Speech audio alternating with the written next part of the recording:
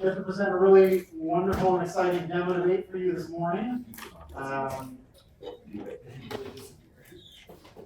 Everybody's got flow paper out, ready to go. Check your computers. You don't need them. That's true, we're not sending you cards. The whole debate is about whether you should have a computer or not. Right, Max? You can shut your computer.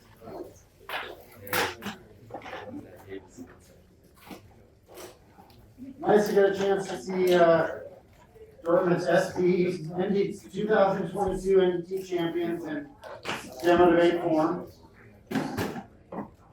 And valiantly representing the staff, the senior teaching staff, that is. Lepp and DDI.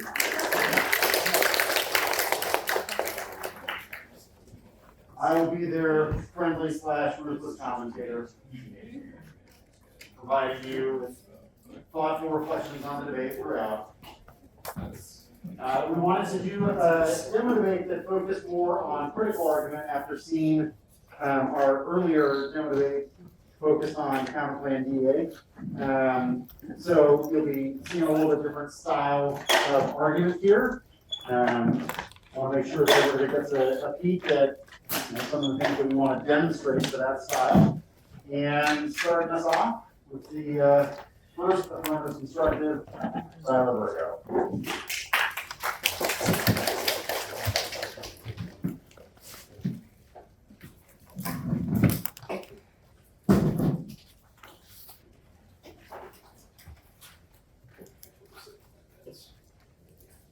All right, everyone good to go? Awesome.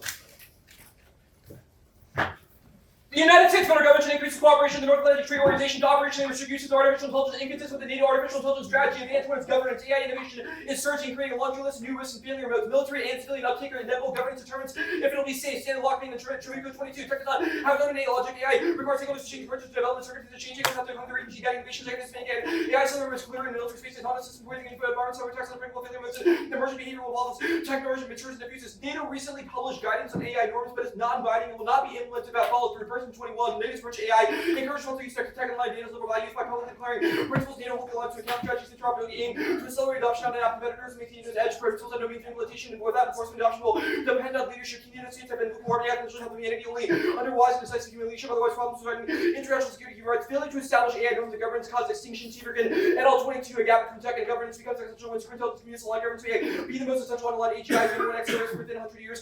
Governance must keep pace. Security competition AI led to potential for digital cold war, digital economies, and conflict and crisis. This leads to highly explosive different measures. Militarization is a unique vector and accelerates both internal and external failure modes. Carry innocent dropper in 22 AGI sustainable community of militarized pride. Besides the AGI may result in escalation of speculation. Public AGI is not a technological problem, but a political form of cooperation allowing leaders to security level humanity. We can train the excellent jurists peacefully by treaties, it's illegal but not intentions. AI by taking on turning against humanity or expensibility and failure on supernatural hijacking infrastructure built to grow out to create powerful military forces and surveillance scams and enable cyber warfare and introduce successful cyber crisis act, stabilize the types of British scheme brand and portraying SNI warfare and risk to political stability, developing AI for global cooperating, decrease the likelihood. Superintelligence defense is not responsive. Unregulated militarization alone is essential, even at rudimentary levels of technology. Bolton Harrison 21 adverse AI safety could produce most sustained objectives for specification gaining could risk military conflict, lead course escalation, prompt nuclear war, destabilize nuclear deterrence, create pressures to preempt beyond catastrophic damage would be done. AI suck up all the oxygen in the air, like all the nukes or invented deadly virus, hack critical infrastructure, cellular drones, could correct and destroy humanity, hacker malfunction, governance failure causes AI powered info wars, Stanley Lockman, Shabuko 22 AI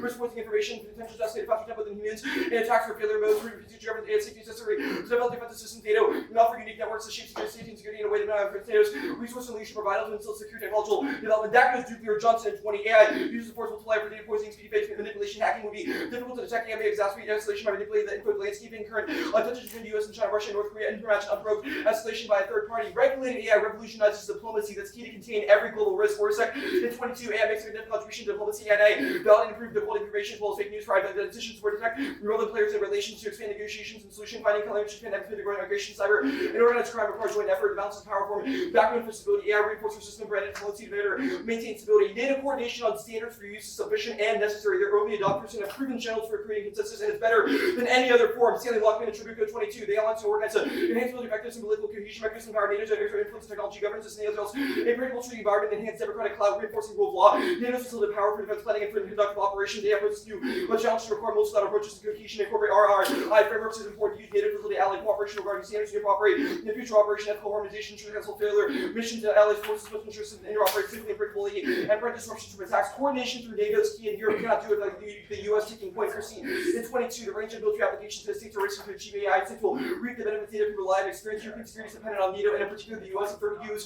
27 states, 21 members of NATO, EU members will account for 20% of total defense expenditure, while U.S. alone accounts for about 70%. U.S. considerably ahead in practical adoption. AI is one measures research output and publications on the arms database. The U.S. is ahead by 2 to 1. Interoperability, particularly salient of AI, to ensure Western nation not fall behind adversaries. Advantage 2 is NATO. The alliance is being sidelined into irrelevance, taking a proactive role in AI norm setting counters long-term perceptions of decline. Stanley Lockman and Tribuco in 22. Power distribution or AI motivate the alliance to reconsider whether protective reorder may threaten the NATO country combat global actions of organizational relevance. The alliance has been sent to community relevant and trade adapts to emission direct security agenda. Focus on EDTs, alliance of response to issue with AI ways that promote cohesion, right, restore weapon, reject threats, and ensure stability, cooperation, alignment are critical. Influence institutional power, nation, situated facility, cooperation, associated future AI, and maintain a competitive edge. One ethics values, legal norms, and safety and security. They've outlined a framework for cooperation to follow through, determine if NATO can maintain internal cohesion and certainly will work against illiberal AI deployment. Stanley Lockman, Tribuco 22. NATO can operationalize ethics of military AI, guard coordination, harmonization, adoption of reinforced value shift innovation against the lowest alliance for some bedrock of shared commitment to democracy and rule of law. Without political legitimacy, NATO military power will be less effective at shifting norms, promoting stability.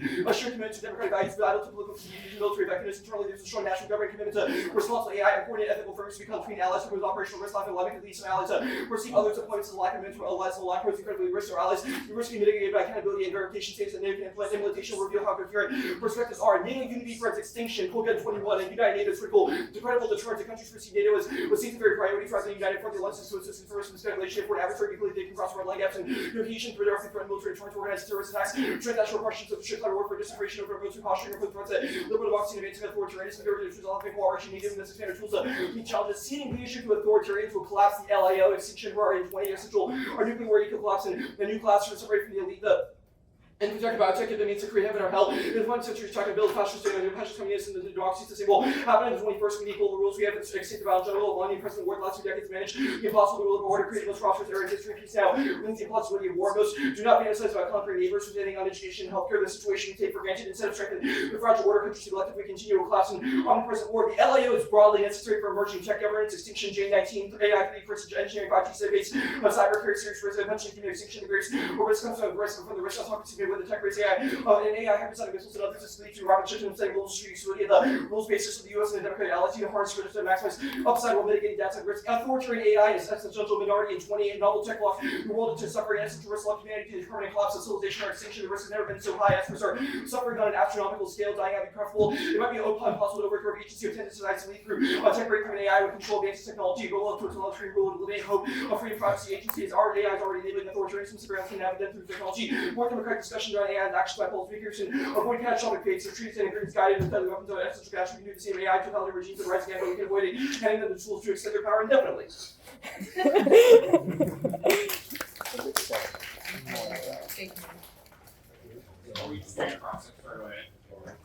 Okay, so your authors, would you say they're like, do you have a timer, by the way? Yeah. Okay. Would you say they're like reasonably qualified, well researched, important to the field, etc.? Yeah, we defend the qualification. Okay, and do you think you're a scenario researcher? Yes. Okay, so the DoD and NATO obviously have access to the same research scholars, etc., that you do. Are they just a bunch of like idiots? Why haven't they done the plan? You're starting the legacy process with why the plan hasn't happened yet. Yeah, it's stunning to me that we are on the precipice of authoritarian AI nuking all of us. There's a lot of potential mass torture, and NATO and the DoD are so incompetent. Yeah. They are incapable I mean, of establishing political obstacles through Congress, the DoD is one reason. So why it Congress hasn't is the happened problem? yet. We've established Okay, though, so that Congress is so Congress bad is and not unethical unreasonable. that they are incapable of saving Bad, us from unethical? infinite torture. no, it's just like the government does not pass literally every policy that they are capable of passing at any Yeah, one time. agreed, but We've this one identified- seems to We've cause identified extinction. right now That's there's bad. political momentum, behind this on the part of NATO member states. There's a reason why NATO was released in Okay, internal do all documents. of the NATO Issuing member AI states think norms that the app is a and good idea? signed on to.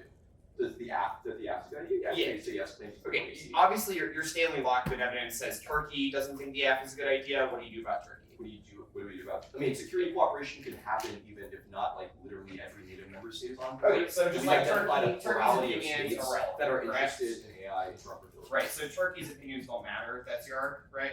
Turkey's opinions would not necessarily. Okay, great. Stanley Lockman evidence describes 3 pillars of AI norms. The first is ethics and values. What are ethics and values? I mean, that's I think the wrong place to look at. Are you kidding me? It's the first No, no, pillar. no, no. It is the No, no, no. first place to look at. That's the wrong part of the evidence. So that part of the evidence is a summary of the You've overall you've bolded and boxed it. That is a summary that is holistically saying what the AI norms that NATO has issued to. The specific norms that are delineated in the document are Right. things like adherent compliance with Okay, international law, I need you to answer AI my question. What is AI ethics? transparency. What is ethics? What is ethics? Yeah. Ensuring that AI is not misused in ways that would be detrimental to humanity. Okay, what is humanity? What is there's not like a singular definition of humanity, but we've identified the Okay, so collective existence your app of is like we human need to lives be as something that ethical. is worth So preserving. human lives. So humanity equals human lives. Yes. That again, not one singular definition of humanity. Okay, as that's the one opposed you're to- going with. All right, Bert evidence. Preventing death. It makes a bunch of arguments about how the NATO strategy to accelerate AI adoption will be used for AI military purposes. The plan seems to indicate that we should codify those norms. Your evidence then goes on to talk about how NATO has many member states whose goal is to use AI to murder people in the global south. Why is it ethical to defend? That global last south part is a murder? mischaracterization of the evidence. I don't Unregulated think that's AI true. is inevitable now. The plan ensures that it is regulated and that militarization is contained in a way that ensures compliance with international law and responsible norm setting. In the status quo, anyone Yeah, can use AI. it says in that any it way. has And that is far destabilizing worse for consequences. working Then it goes on to relationships talk with about how the global south will be the Where we target don't of have NATO to. operations. But yeah.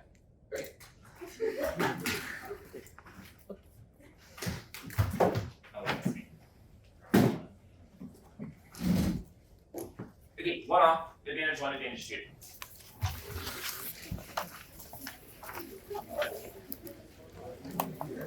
Don't need to read it. Okay.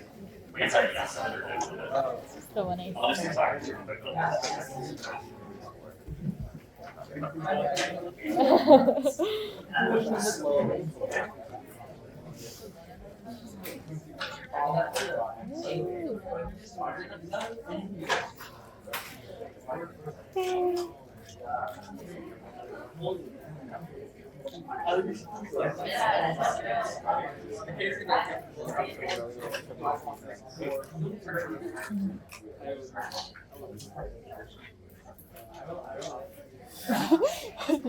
Sorry. Josh Howard Yeah. was My related bad. to the situation. Sorry. And then like once they got in, he was It like, was slowly. Okay, should be sound. Yeah.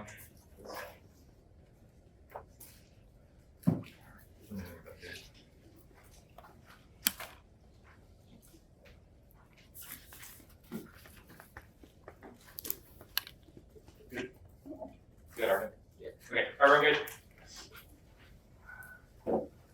We are in the midst of a race war. Everywhere across the globe, authoritarian whiteness thrashes in the death rattle of Pax Americana. The affirmative, desperate cries of saving NATO's shriveled husks from its own imperial overstretch lies a deep-seated desire for white supremacy. The 2AR will hail you to vote affirmative to save yourself and bring cascading doomsday devices of their own making, but we challenge you to imagine your own finitude. You should vote negative to say no. You should say no to the desires to save yourself. Say no to their dog whistle. Say no to cruelty. To end the one AC's white supremacist fantasy is to end the world. It's time to pick a side. Barter. In 21, racial violence crucial for global order from slave trade with empire. The notion of global empire emerged out of violence under appropriation. Race became the scaffold of global nationality. Take for granted certain peoples were inferior, anti-blacks, and destruction. Nationality, blacks, blacks created to designate the distinct humanity. Political recognition was withheld for Africa. We have an Asian racial hierarchy, include possibly political or juridical equality, racial unrelenting violence to maintain this order include its dismantlement. Restrictions on artificial intelligence are an attempt to sustain dark enlightenment. AI is not a panacea of equitable diplomacy, but is a hostile mechanism mechanism for replacing human sociality with mechanic coercion. You should be skeptical that after 500 years of blood, the West will choose kindness. Human sovereignty is a mere illusion. It is instead operated by a digitalized corporatization that has exceeded sovereignty and became a leviathan built on speed and acceleration into a dystopic future that marks populations deemed unworthy for death. That's Mende 19. Questions of mutuality are far from abstract. They will be the center of any debate in the future of life and reason. Consolidation of power and knowledge and corporate sovereignty was a key part of imperial expansion and global architecture of behavior modification driven by states, high-tech corporation, military surveillance, capitalism threatens human nature, capitalism our nervous system that maps our world in psycho-physical limits, affects, emotions, feelings, dreams, no sphere left untouched. Demos might no longer be the sovereign and digital architecture became the new leviathan by bifurcation between liberal democracy and finance capitalism. Though 2AC will mark in lockstep with a liberal defensive hegemony, they'll talk about how IR has changed. Diplomacy is possible and there is not enough alternative to our international system. If you don't vote out, we'll all have anarchy. You should rip off the 2AC's racist mask and refuse to capitulate to white world building Hobson. In 22, IR came to embrace value theory, positivistic postures which racial hatred did not subscribe to the reality saw a new worldview in which explicit racism was replaced by subliminal cultural racist monism, watched academics distance themselves from racist tropes that reaffirmed the whitewashed terms by supremacism was replaced by Western universalism, Western market standard was replaced by developers, undeveloped barbaric oriental despotism, morphs into rogue states, savage anarchies, morphs into failed states, and pure intervention replaced by the civilized mission of U.S. hegemony and nice scientific racism do not mean the end of racist thinking and scholarly discourse. IR theorists wear a non-racist mask. All that has changed is Jim Crow laws and international theory originally conceptualized became hidden in plain sight. The global solidarity that converges around AI is a symbiotic end of humanism that reifies neoliberal individualism, causes mass industrialized eugenics or mod. In 20, the human condition transcends embodiment to a cosmic Internet of Things. So thought that moves itself will call self post-human marks the return of an ever more apocalyptic humanism is equated with species transcendence, AI cybernetic machines, the evocation of species solidarity in the face of warming down to neoliberal individualism, the ceaseless erosion of social contract, review two events with the birth of cybernetics, the human was a prosthesis. 2, the revelation of mass industrialized eugenics, humanism was exposed as Western political economic mysticism under techno-capitalism to re-engineer the end of history, extinction. Dark enlightenment is unshackling the nation state from a population's level of economic and military power. That turns the case. It paves the way for unchecked racialized necropolitics. It's a value that informs politics and replaces human governance with AI that kill with impunity and result in endless and endemic warfare grow to 20. The automaton of war-making states left unaccountable in pursuit of violence. People will not possess the labor profit cost and the economic productivity means of striking, nor the capacity to refuse to fight. The murder of people cannot generate value. The extraction value of resources turn the enclaves into a privileged base of war and death. War itself is set by the increasing sales of products extracted and enclave economies fueled by petroleum, lithium, or water. Murder, clearing space generates value. The economy of making death and deprivation is already taking place among African American and indigenous people. Dark enlightenment calls for global racial culling of the population in the name of human biodiversity and sounds the value of using racially inferior populations for experimentation. Advantage 1. The archive of speed. The 1AC's desire to master technology is constitutive of a race to the death where the world is crushed between the annihilation of technical chaos and infinity of total deterrence. Virilio. In 7, to refer to NATO as a transatlantic defense structure is lose sight of the importance of logistics and post-industrial warfare. Logistics has been far more important as deterrence, constant innovation, weapon system, offensive no longer means invasion. Must be achieved by developing a new deterrence. The accident reveals the substance cannot be considerably reinforced technical chaos and NATO monopolistic global deterrence based on a full-scale accident. The plan's insurance policy and its information warfare is impossible. Their demands for a quick fix to a structurally ingrained problem ensures the global replication and endless proliferation of accidents. Virilio. In 6, global information warfare will be based on extinction, what makes espionage and surveillance and operated information inseparable from its acceleration. The invention of deliberately provoked accidents, not a local accident, but a global one capable of halting life. The end result is the accidental end all accidents, extinction. Virilio. In 6, military uncertainty and information warfare, the cybernetic control of knowledge, but global and generalized. This global systemic risk means the strategic supremacy of the future weapon system prepared in the world by the U.S. and cyber world is colonialism, not just of an expanded NATO, but new defenses of the Cold War model. Advantage 2. 1 is the archive of fiat. NATO's mantra of decision by consensus is dedicated by a fidelity and hypothetical immediate action, cohesion and procedure, whitewash the terroristic means of global governance. Virilio. And 7. The development of intercontinental missiles that are aerospatial war goes hand in hand with destruction and absolute weapons, which the USA aspires to protect the world. This is not an ethical limit, such as the limit of nuclear deterrence at the cost of putting all life on the planet under the threat of extinction. They give the green light by implicit consensus. They need to arrive at a consensus of NATO member states can only produce losses of precious time, prejudicing that speed, which is the essence of war. Now, perfecting the use of AI accelerates techno-fascism by automating and and violent human tendency. The act depends on this logic, couched their solvency, which massively amplifies structural violences by reducing life to data blips. This also turns both advantages with Colon 19. The computational classification produced by AI, this obfuscation is intensified when they have an interpretability problem. There are forms of everyday fascist thinking. The action of everyday algorithms will not create a state of emergency, but constitute a continuous partial modulation of life chances. AI becomes a vector to prorate politics. The well-meaning liberal positions is to constrain the negative outcomes of AI. The weak form is proving AI ethics. Ethics is a PR exercise designed to calm public fears while industry gets on with unrestrained implementation. However, this imagines that society is already an even playing field. The obvious case of structural asymmetries generating legal injustices, and AI regulations will fail because of corporate influence and ethical policy. The plan will exacerbate their own impacts as industry stakeholders manifest themselves through the design of AI programs.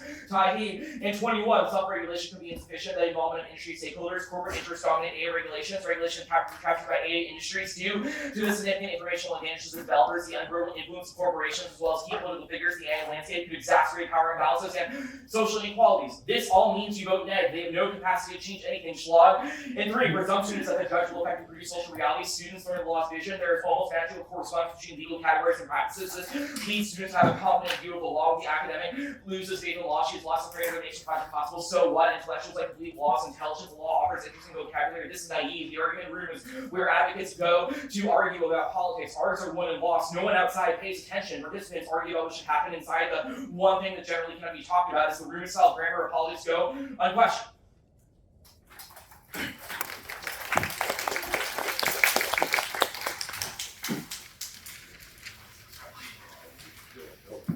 Okay, you in the process? Yeah. You begin the 1C by saying to vote no. If the judge votes, or says no rather, the judge votes neg, what is the judge endorsing? Not racism. Okay, but like what, that's not something, it's not saying what the judge is endorsing, so what is the judge endorsing? Actually incorrect. Not endorsing is an endorsement. Okay, so the judge is just voting negative to say no to the 1AC. In that case, I have a couple of questions about how it solves some of the link arguments you made. So, The links demonstrate the one. okay, let me actually ask a question first. Well, So- I guess these questions are gonna be a waste of your time. Okay, so you said that dark enlightenment is producing an era of like militarized AI, cybernetics, eugenics, etc. What is your mechanism of grappling with this AI that is being developed now that you say is going to kill with impunity? Will not be affirmative. Okay, not the affirmative, Yeah. you're just accepting that in this status quo AI. We have the burden of This is- pointer. Okay. The goal of negative to disprove the 1AC. But you have not presented an alternative, Hold on. you're not presenting This is an a advocacy, false you're dichotomy. defending the status This, quo. no, this is a false dichotomy. To suggest that because militarized AI exists now and is coming, we should invest in a system and an organization that actively creates worse militarized AI, which Okay, is so what you your have to own win the BART short case evidence talks That about. the act creates worse Your own militarized BART AI. evidence proves this. We have to win that you said a bunch of racist shit in the 1AC, and that is sufficient to not. Okay, let's actually talk about that argument. You said that like the 2AC is going to say there's no alternative to the international system. You did just see that, so. Sure. In that case, what is the alternative to the international system as it exists now? Well, so a bunch of them.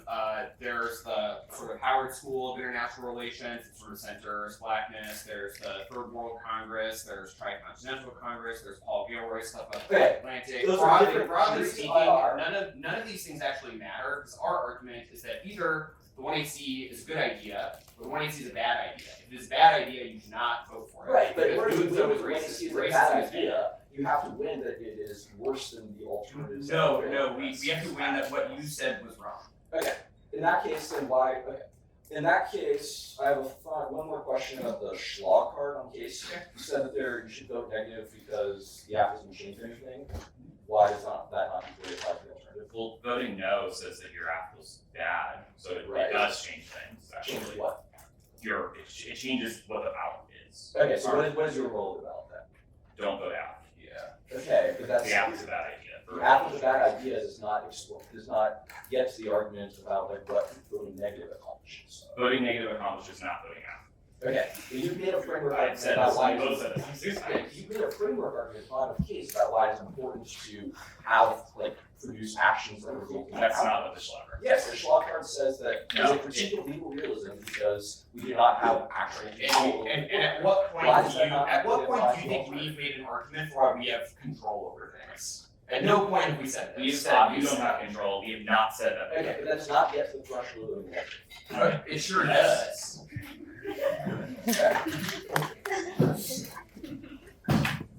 Okay, so let's reflect on the course of the debate so far.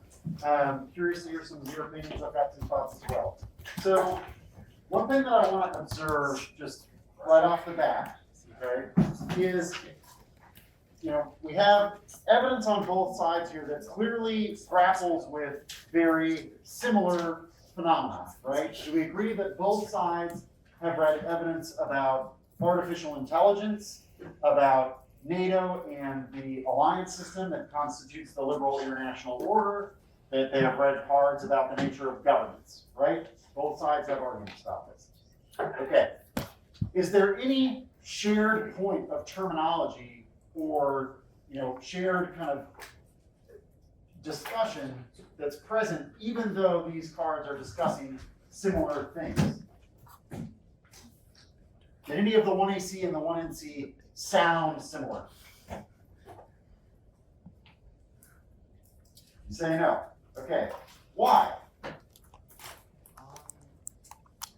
Because the one AC was very much like working from within status quo parameters. Like, here's what we have, here's what we should do right now to make things better. And the 1NC was basically rejecting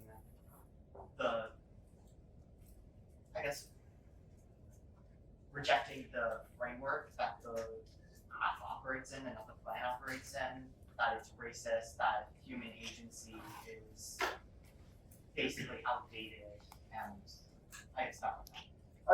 I think that's a pretty good summary and observation here, right? That what you're dealing with is, though we have evidence that is discussing similar, in theory, it is addressing similar phenomena, but it characterizes them entirely differently. And I think one of the things that Will raises here that's kind of interesting is, we're used to thinking of the app as the side that is endorsing change, right? Like, the plan is a change from the status quo. We're familiar with this very basic concept of affirmation, right? This debate, right, and this is just one of the general things that you want to think about critical strategy, the negative has introduced the concept that the app actually changes very little, right? As Will summarized in his response to my question, that the app in some ways is defending portions of the status quo, right? They are defending certain elements of the world as we know them as basically given, right? The things that, it's like, we should accept the premise that, and I'm sure we'll hear about this more from both sides, about the characterization of, like, what is the international system, or is there an international system, right?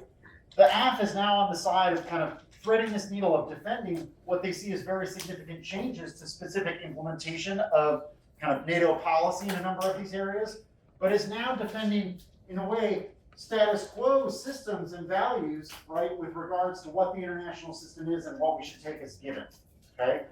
That's a fairly challenging task for the app. It's one of the reasons that kind of critical strategy, right, you saw that a lot of the cross-sects following the 1NC focused on the burdens for either side. Like, what is the role for the affirmative and the negative in the debate, and what should be taken as given? Who is responsible for demonstrating now what in order to win the debate? So I want to get feedback from someone on how they think the app and the neg are going to try and characterize what it means to both affirmative and negative. So who's got a good response on kind of how they think the app is going to explain what it means to vote affirmative? Gio. The app is going to say that the status quo is already racist, so it's only it's basically trying to die affirmative in order to fix the hearts of the affirmative, because you can only risk fixing problems instead of causing more issues. Okay. I'm not sure that the app is going to proceed entirely from the premise that it's just like, yeah, you're right, international order, fundamentally racist, sorry. But I agree with you in the sense that the app is not likely to say, the app policy was designed to address the same phenomena of historical injustice or discrimination that you're describing in the 1NC, right? Those aren't set up to do the same thing. The premise, you see the premise of Gio's observation here is the app is trying to set up what condition for deciding whether or not to vote negative. What was the debate concept embedded in your question that's going to show up a bunch on some of the app's theory arguments? I suspect. I'm just guessing. What word did you use? You learned this back when you first heard disad ban. Uniqueness, right? Is it worse? Okay? you see how, right, the AF is set up, and this 1AC certainly is designed to defend the idea that what the judge is evaluating are unique consequences of the plan, right? It is a plan, implicitly, this 1AC is a plan-focused document. It says, here are the changes that would result from adopting the plan. Here's why adopting the plan is a good idea, okay?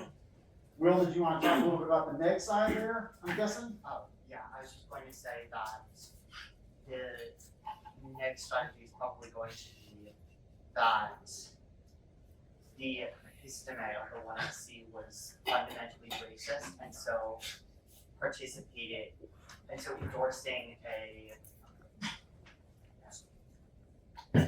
endorsing a strategy of knowledge production that relies on like racist assumptions can only make us racist, it can only make the world more racist.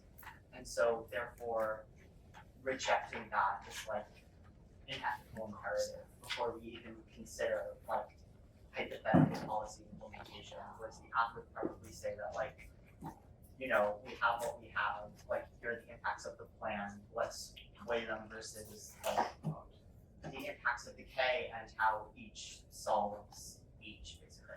Okay. Another, I think, reasonable summary. One thing that I would note here in both Will's response and in the construction of this 1NC, it's a little tricky. The use of the terminology of turns the case kind of introduces the idea that, you know, like at different times, the neg is both saying, well, we're not really evaluating this in terms of unique consequences, right? Like, we'll talk about that in a second, but there are clearly portions of this 1NC that do not deal with whether or not the affirmative creates unique consequences in terms of the international system. Okay, I'll address that in a second.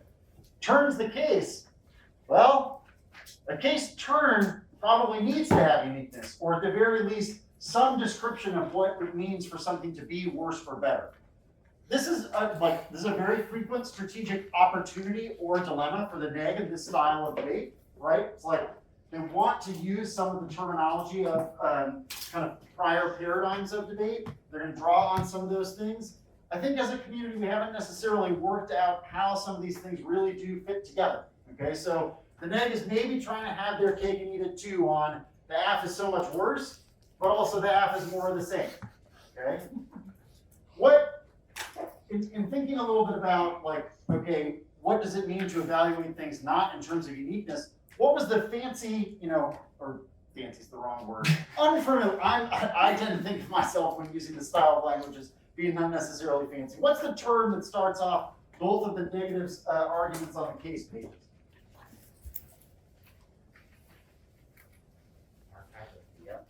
Archive. What's that doing there?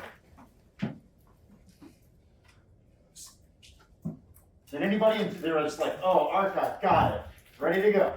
Okay, so one thing that I might say here is the neg, in adapting a bit more to the very large student panel that we have here, might have done a little bit more to help you out with some of this terminology, okay?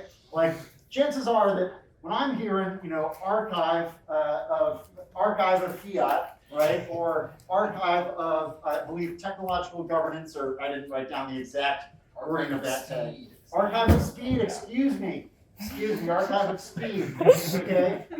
This is a place where you might give your judge a little bit more of a helping hand, right? I'm gonna guess that all of you were like, archive of speed. I think I saw something about speed in that really okay that I like maybe looked at from the generic, okay? Maybe you've talked about it a little bit in lab. Maybe in certain labs you've talked about it way too much, who knows? Might be, you know, subject to your opinion, okay? But, you know, like one thing that just you want to think about sometimes that if part of this debate is that we are having debate over similar phenomena, but using really, really different language, right? Like there are tiny bits of like shared words in the 1AC and the 1NC, but nothing else that is shared. This is a place where rather than presuming that your judge is kind of along for the ride on the archive of speed and what that implies, you might spend some of that time kind of like, hey, here's what we mean by this, or here's what we mean by archive, okay? One of the things that I want to suggest is that if you think about the ways that these two sides are set up to argue, Like we said, the 1AC is a plan-focused document, so it is interested in unique consequences of adopting the plan. I don't think it's a coincidence that the negatives started a lot of their arguments with historical observations, right? Like, these arguments aren't unique. They are historical context in which we should evaluate what the affirmative is saying, okay? By appealing to a notion of the archive, okay, which, does anyone want to give a quick definition of an archive? Do you know what an archive is? Will, you've been doing a great job on this one, but I want to hear from somebody else on this. Yeah.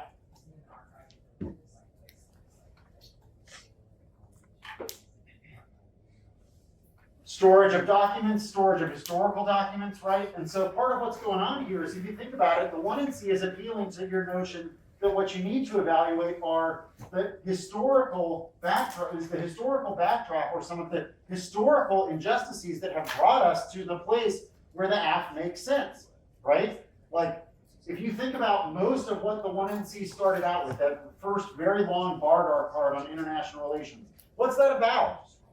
What's that? Somebody give me a quick summary of that card, or like some of the key terms that you thought you heard in it. Which, by the way, could you understand basically every word in the 1NC? Okay, so like one of the things that I think, if you're reading a 1NC that has this many difficult terms and concepts, even though I'm criticizing a little bit the like failure to define some of the terms, at the very least, you're listening as a judge to some of these cards differently than you did in the 1AC, right? There is an assumption that the kind of shared descriptive language that the 1AC uses is something that we're relatively familiar with, but there are a lot of terms and concepts that are introduced by the 1NC that we might not be. So what did you think were some important parts of that like long 1NC first card from Bardar?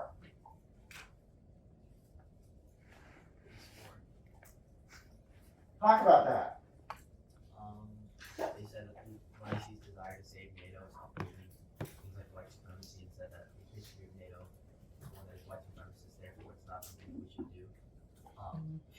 They said at the end of the timeline, say no. So I guess like, the alternative is just solve it because it simply refuses the 1AC process. They talked about the British Georgia, that all they have to do to solve the links and win the debate is say that the term is not.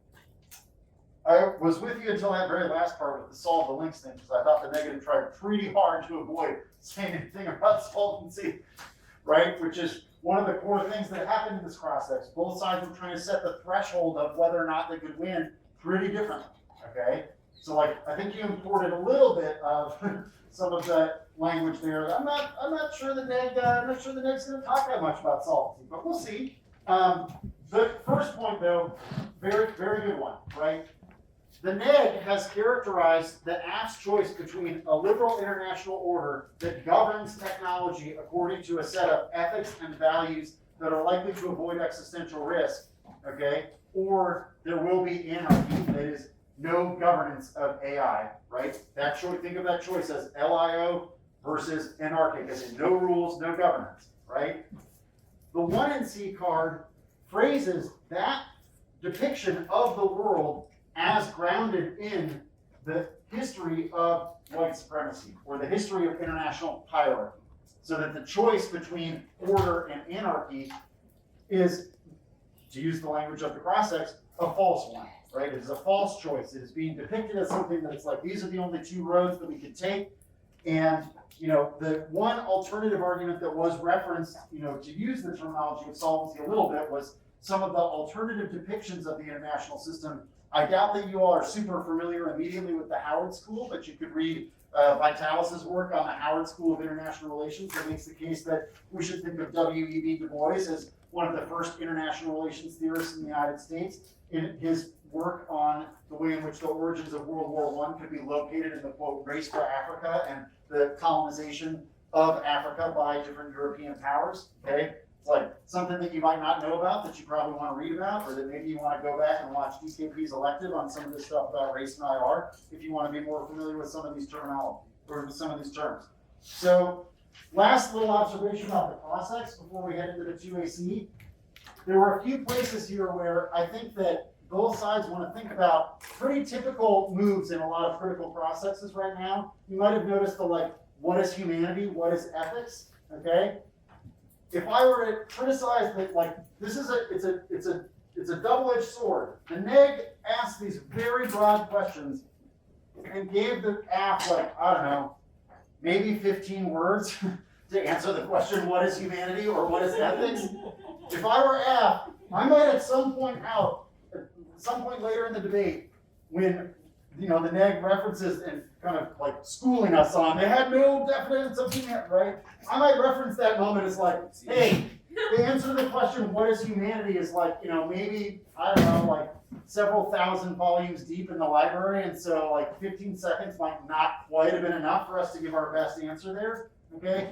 But the neg is clearly setting up the ways in which some of these broad terms that have assumed values, right? They're going to argue that the terminology of ethics or humanity in the 1AC is basically being used as a way that it's like, oh yeah, we all know what that is. We know what it means to be part of humanity, or we know what it means to be ethical. And I'm going to guess that the negative will suggest that we should not be so confident in those judgments, in part because of the, quote, archive of those terms, the archive of those phenomena, like how have they been used or how have they been deployed historically. So those are some things to think about heading into the 2AC in the block. I'll shut up now and let Arvind go ahead.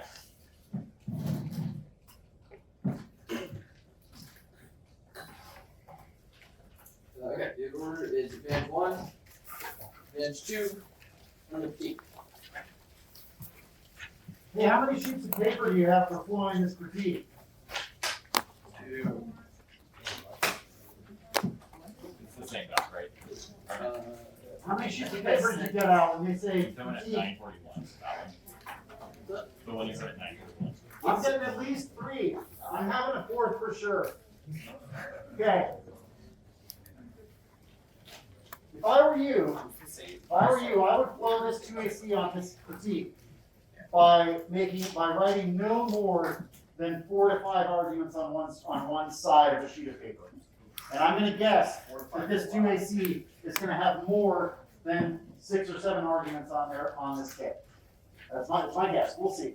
We'll see how long the 2AC cards then read are. Okay, but most of you think about it. You know that a number of the arguments in this debate in the block are going to, we're going to get to some 2AC argument or some 2AC cards. There's going to be like, I don't know, 5, 6 arguments made in response to that. And you're going to be sitting there if you've got your 1 or 2 sheets of paper, just like, oh, I'm writing, but I can't really even read what it is that I'm writing. I wonder why that is. Use a little bit more paper. Give yourself a little bit more space. Assume that portions of the debate will expand as opposed to remain exactly the same size. There's a whole bunch of extra paper up here, by the way, if anyone else. Oh yeah, I did I was taking as given the justice of paper distribution, so maybe It was unjust. Okay.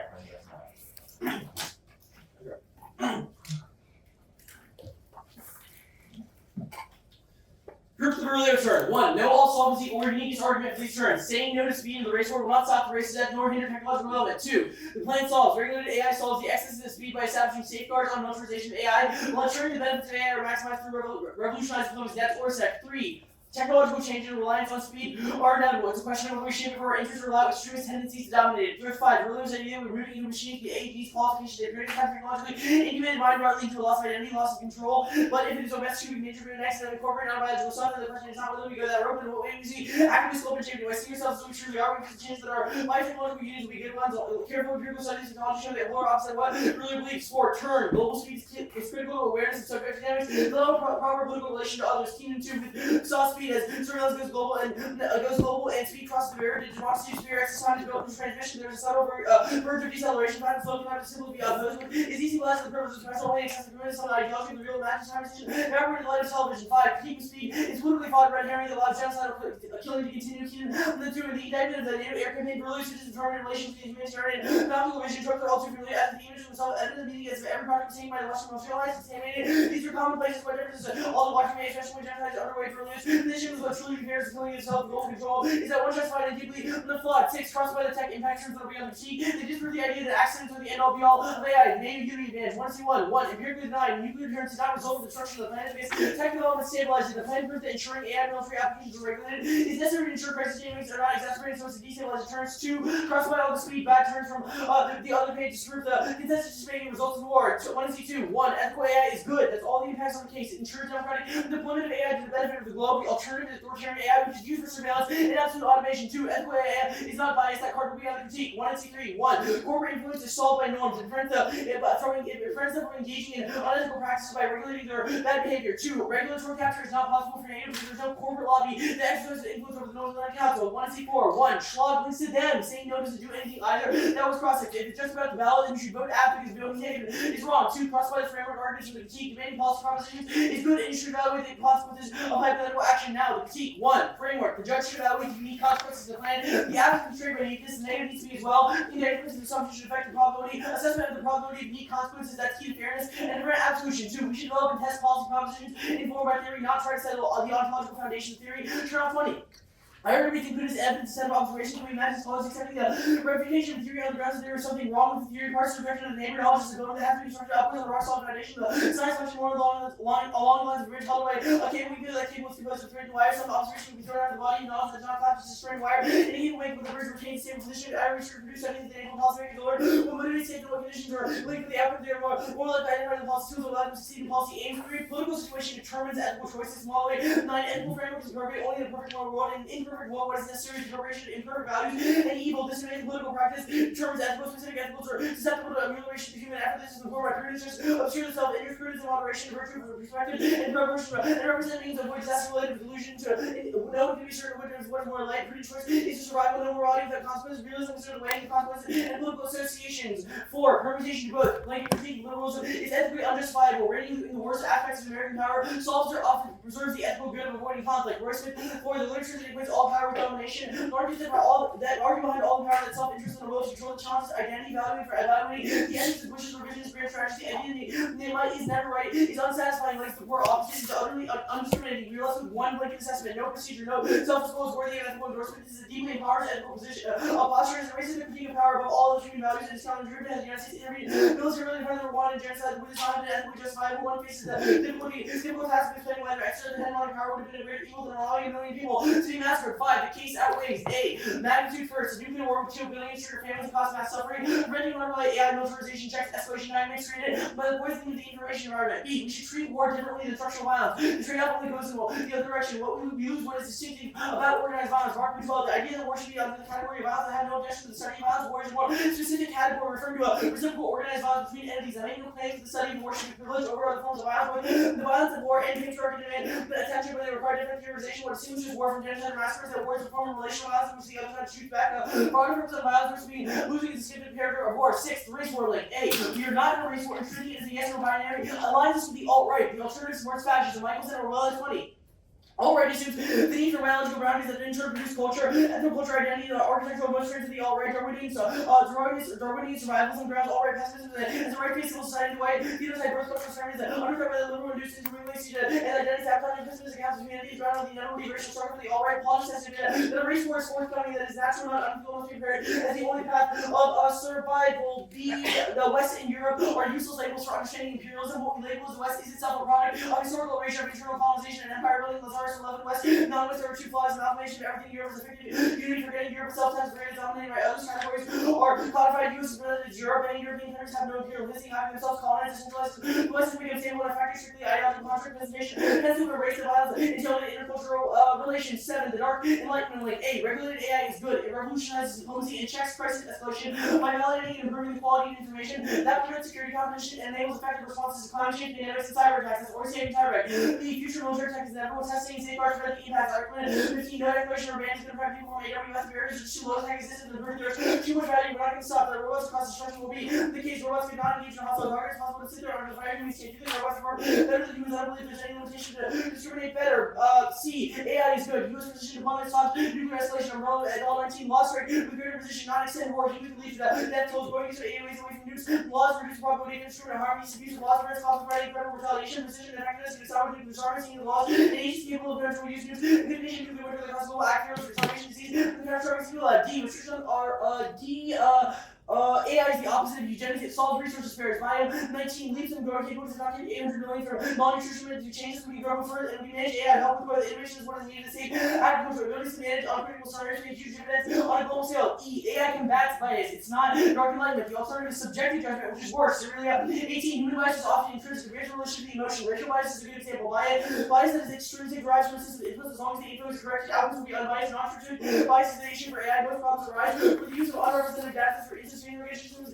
Train on cognition based. The obvious solution to diversify the training set is not really interacting with human bias. 8. The liberalism arguments. A. NATO is good. It establishes credible deterrence in the United Alliance of liberal democracies that contain rising credit. That's quota. B. Liberalism is good. It's the only valuable system that sets global rules to provide global public goods, regulates emerging tech, and responds to challenges like climate change. Authoritarian systems eliminate core freedoms to create totalitarian AI that locks the world in perpetual suffering. That's Ferrari and Minority. C. Our scenarios are part of the liberalism fear. Fear of the consequences of unregulated AI challenges securitization. Williams will let the first class and increase in fear equals an increase in securitization fear operates and securitization. The foundation for securities and many misleading liberalism fear can provide appreciation of laws and security and desecuritization fears and community work with violence remain intractable. D. Intervention is used appropriately and solves mass atrocity. Western Goldstein 11. Our skepticism on worded and Libyan native success in practicing delays has become the rule. The community is growing increasingly adept at using force to stop mass atrocities. Help foster an era of declining armed conflict and produce far fewer civilian calories, major powers, unfit systemic purposes of the fields, updated strategy, and help foster new zone for civilian protection. E. IR is a racist, purity, plastic exercise, have zero concrete solving, waver and 2020 problems and possibilities are marginalized by inward-looking plastic exercises. We're protected the majority anti-racist, all about how you cite declarations, here's not talking about what can be done, whether self-appointed anti-racist advice are mostly problematic sentences in key texts.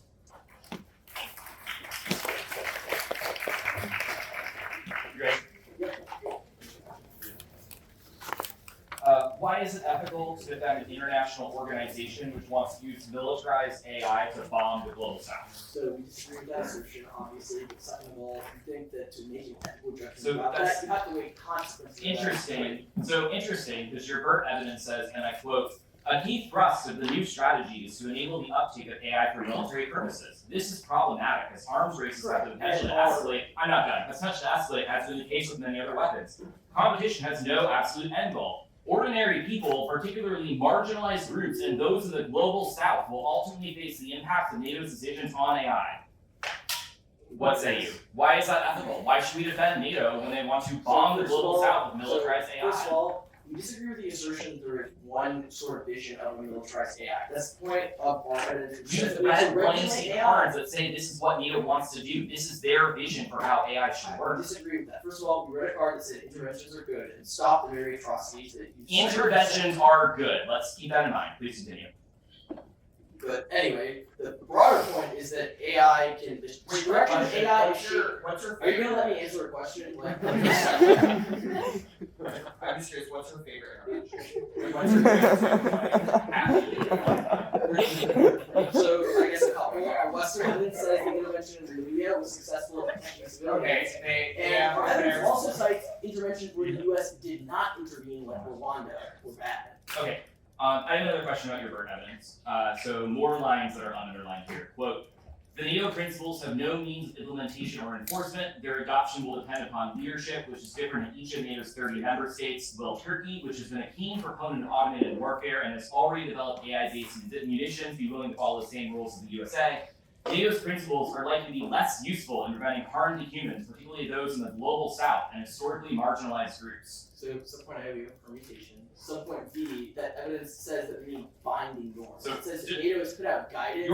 So subpoint A, your answer to we've read Ev in the 1AC that says the plan will cause war on the global south is a permutation. So first of all, you saying cause war on the global south is going to disprove all of your framework arguments that we should not evaluate consequences. I'm literally just making a case for B. argument. Subpoint B. I'm the one. I'm talking about case. Subpoint B, we have highlighted that not all interventions are bad. Our, Western and Goldstein's evidence says Right, on not all balance, interventions are bad. on balance, they have reduced mass atrocities. So it's okay to affirm NATO bombing the global south with AI I don't think munitions. it's okay to affirm saying no and allowing people to die from a nuclear war. So it's okay. Nonsense all day. So it's okay to let NATO So bomb the it's global okay south for with people AI to weapons. die in a nuclear war. Okay. Ooh, like, What does really have to do? the app establishes AI norms via NATO. So building AF establishes AI norms. So like everyone in this room, when they're like, yep, AF, now they're AI norms. That's all your Building case. app says that on balance, that's a good idea. The consequences of it outweigh the consequences of not doing it.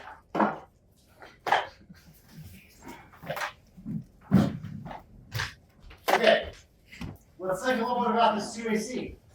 I guess that there are some features that are some may be familiar, some not so much. So let's think about how the 1AC is organized, or how the 2AC. I'll start. Okay, how the 2AC is organized. What do you feel like was Arvind was careful to do in this 2AC on every page?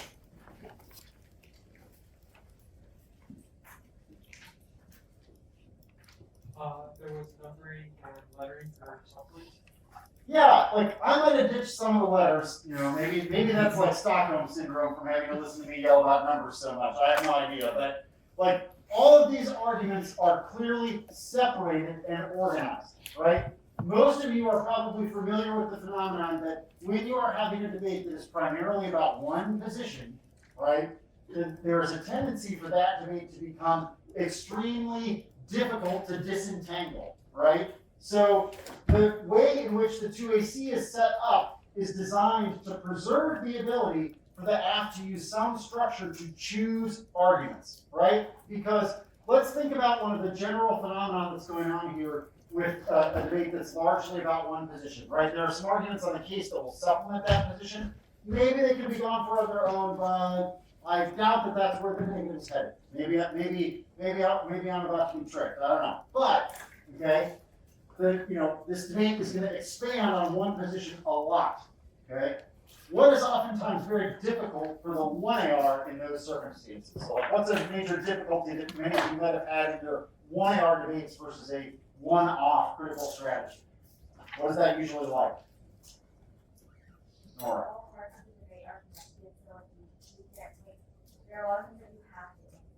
Yeah, right? Like a lot of things that you have to answer, I think is a reasonable observation on Nora's part, right? Because many of the arguments are connected as opposed to discrete pieces, right?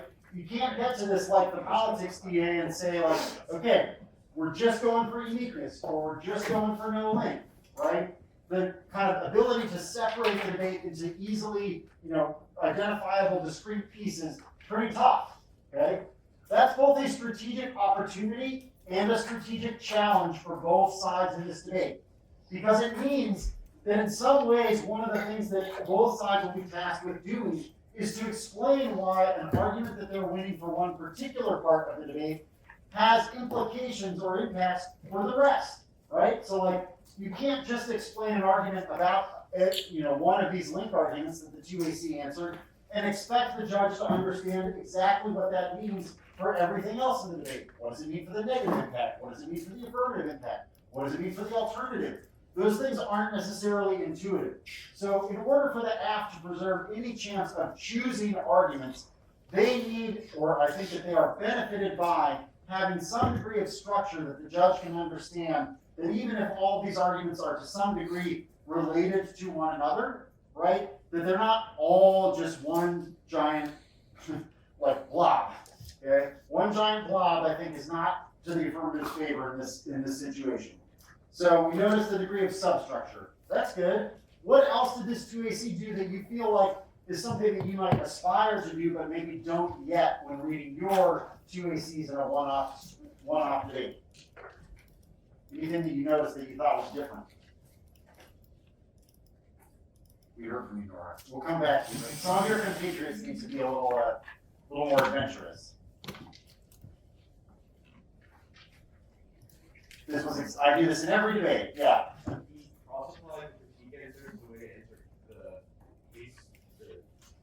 Yeah, right. Why do you think that happened?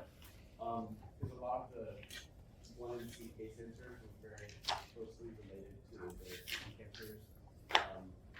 Like there's an extinction due to it. They kind of just reiterated their critique as a case answer. So notice that instead of actually answering each of the 1MC case answers, you should cross-apply the critique at the same time. The negative is probably offended by your reiterated their critique on the case, but I think you might have a point. I think you might have a point, that at the very least these arguments are related, right? And so you don't want that relationship to go one way, right? You don't want only the neg to be able to take advantage of that they're like picking and choosing on the case, and then suddenly it's like, oh, well, none of this stuff really, They dropped all of this by not reading more cards. Like, clearly those defenses of norms, of liberal international order, etc., that are on the critique in the 2AC implicate a bunch of the arguments about technology, accidents, the way in which acceleration and speed threaten the ability to govern technology, right? Those arguments are connected. So I think you're right to say that it's like the AF understood that they needed to make some of these connections as well, right? They couldn't just leave it be. That's a good point. What else happened in this 2AC that you think was a little bit different or better? Yeah. Here's the 1NC order. What do you mean by that? So it's like whenever the 130 was made, the 2AC would respond like on that same, I guess, line or The 2AC, the way I would phrase it is, because I don't think that it's important that the 2AC went in order of like, oh, this 1NC link, then this one, then this one. They could switch that around a little bit and it would be okay. The thing that I think that you're pointing out, which is very important, is the affirmative used some of the negatives language, right? Like, do these 2AC cards to respond to what the negative is called their dark enlightenment argument? Do any of those 2AC cards use the phrase dark enlightenment? No, like definitely not, right? Are they cards that do respond to some of the portions of the card labeled dark enlightenment in the 1NC? Some of you are nodding, some of you are like, well, I haven't seen this card, so I don't know. You're judging right now, so you can be listening to the internals of these cards a lot more thoroughly than you might be as a debater, right? You're not sitting there trying to figure out your own answers, you're not sitting there trying to pull evidence. There are some phrases from a lot of these cards that you likely should have understood or heard, but I understand that's challenging. We've got some fast debaters up here as well. So, something to keep in mind is that by incorporating some of the negatives terminology, you see how the act has started to build the bridge between the evidence that they're going to use, right, that does not use the same words as the negative, okay? It doesn't use the same words as the negative evidence, but the act is beginning the task of explaining how or why they believe that their evidence responds to the parts of that argument. I think a great demonstration of this is the back and forth of both the process and the cards on military intervention, right? The neg has treated this as a, just like slam dunk. They said the word military like it's over, okay? I think the AF did a good job here of realizing that because they're defending security cooperation with NATO, that the chances that they are going to avoid entirely this military intervention question are extremely low, okay? They read defenses of military intervention. They did not try and pretend that this was not something that was at stake in the 1AC, okay? Those cards that defend military intervention, that defended, for instance, as an example of genocide prevention or lessening of atrocity, right? They don't use the language of the dark enlightenment card from the 1NC, but they clearly respond to some of its components. Yeah? So that's that, like, bridge building is part that's really important for the judge. Many of you are probably familiar with the phenomenon, or may have, fallen prey to the circumstance where you're like, I don't know exactly what this negative critique says. It has a name associated with it, so it's got like a name or an author. I go to my, back files and I open up A.T. Virilio, okay? And you are greeted by a series of probably pretty bad cards that say the name Virilio within 10 of somebody saying Virilio is wrong about something, okay? The chances that any of those cards are particularly compatible with your affirmative are low. You must think about your critique 2AC from the perspective of what you are defending, not the name of the argument, right? Like, no 2AC card here was read as just like, oh, it's this random book review of Virilio that is from an entirely different perspective of the app. There were a couple cards that discussed Virilio. What did they say? What were they about? Anybody know? Arvind. Virilio's understanding of technology is flaws. That is not what those cards said. I mean, they sort of did. Bill, sorry, I shouldn't cut you off like that. Build on that. What did they say about the understanding of technology? I just pulled one and that's what it is really about. TBH, you're right.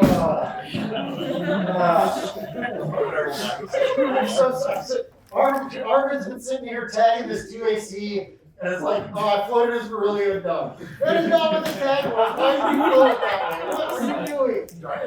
Okay. Does anybody remember what that card was about? I know, okay, one thing that you might know, okay, we'll get to you in 1 sec before I talk some more, okay? Which is, I want to think a little bit about the way in which I think many of you are accustomed to looking at a doc as your way of thinking about what other people are reading, okay? If you are just zoning out through like the internals of these cards, you are doing yourself a disservice. You should be listening more closely to the evidence. Give it a try.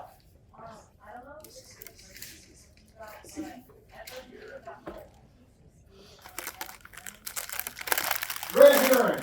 Okay, you got that was better than Beryllium done. That was good flowing. Good flowing effort there. Okay. So red herring. It could be that this might also not be the most effective tag, right? Because it's like. I'm not sure if many of you are familiar with the figure of speech red herring, but it might not have been if archive wasn't the best judge adaptation for the student panel, I'm not sure that red herring was either. Okay, but in thinking a little bit about that evidence, it is a response to Beryllium's arguments about NATO's intervention in the former Yugoslavia. Okay, it is a discussion. Beryllium. A couple of the cards that are read on the case in the 1 and C reference the discussion of NATO's air campaign in Kosovo and in the earlier phases of the Yugoslavian Civil War. Okay, I'm not sure if people picked up on that. The AF card references that as well. It makes a number of the same military intervention style arguments, but connects it to the criticism of technology. So you had a little bit in there, but right? That's the place where the AF did choose to read a card that was about Beryllium's criticism of technology and speed, but it was from the right perspective, right? Which is like, it aligns with the affirmative. They made the choice to read the card that's like, yeah, this is a defense of the way in which NATO's military intervention worked, and it's a response to this specific criticism of that, so that's the card that we're going to read. So think about that as the level of specificity and research that the AF has done to respond to the argument, as opposed to reading, one of the things that I'll go ahead and say is demonstrated here and is very important.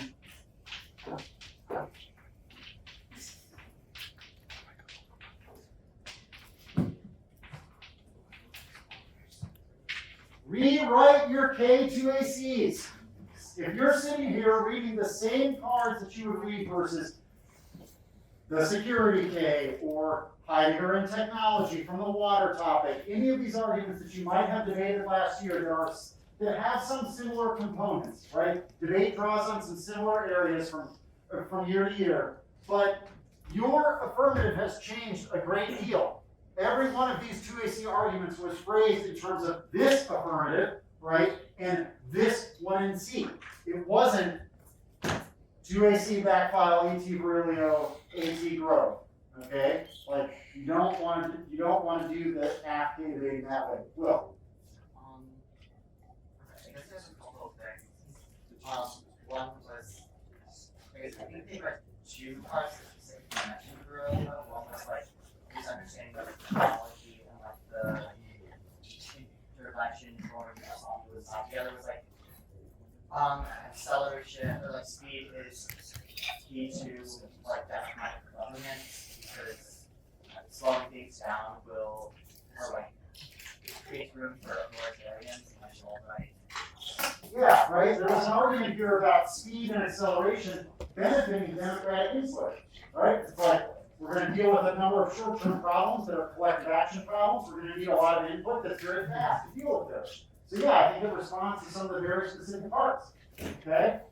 Let's hear what the 2NC has to say about all of these 2AC cards and translation effort that we've been discussing. Oh, Will wants one more thing. Go ahead. Sorry. Oh, you're good. Just, I guess one last comment. 2AC drops. I thought it was kind of interesting that Arvind was at times he overthrow Olivia when the neck is reading IR's racist tag. It's no, NATO's not racist. Look at how many African governments are Admittedly, Libya is not the place that I probably would have gone when faced with these. What's your favorite?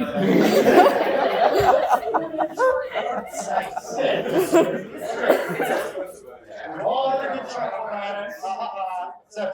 Okay?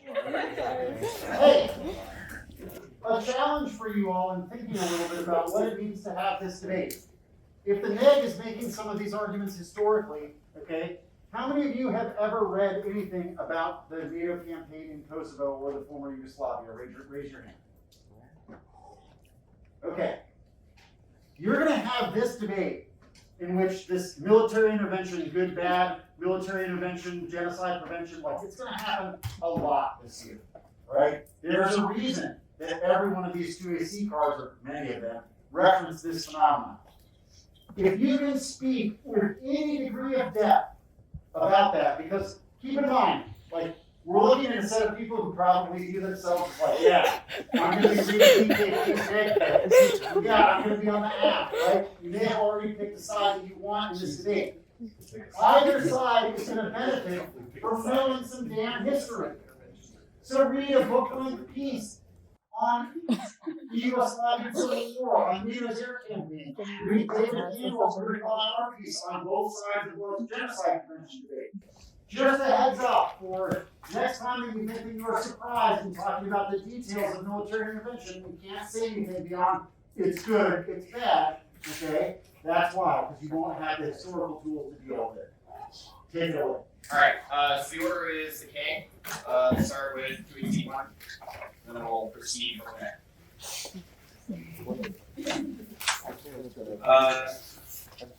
Yeah. Is everyone good? Hey. Sorry.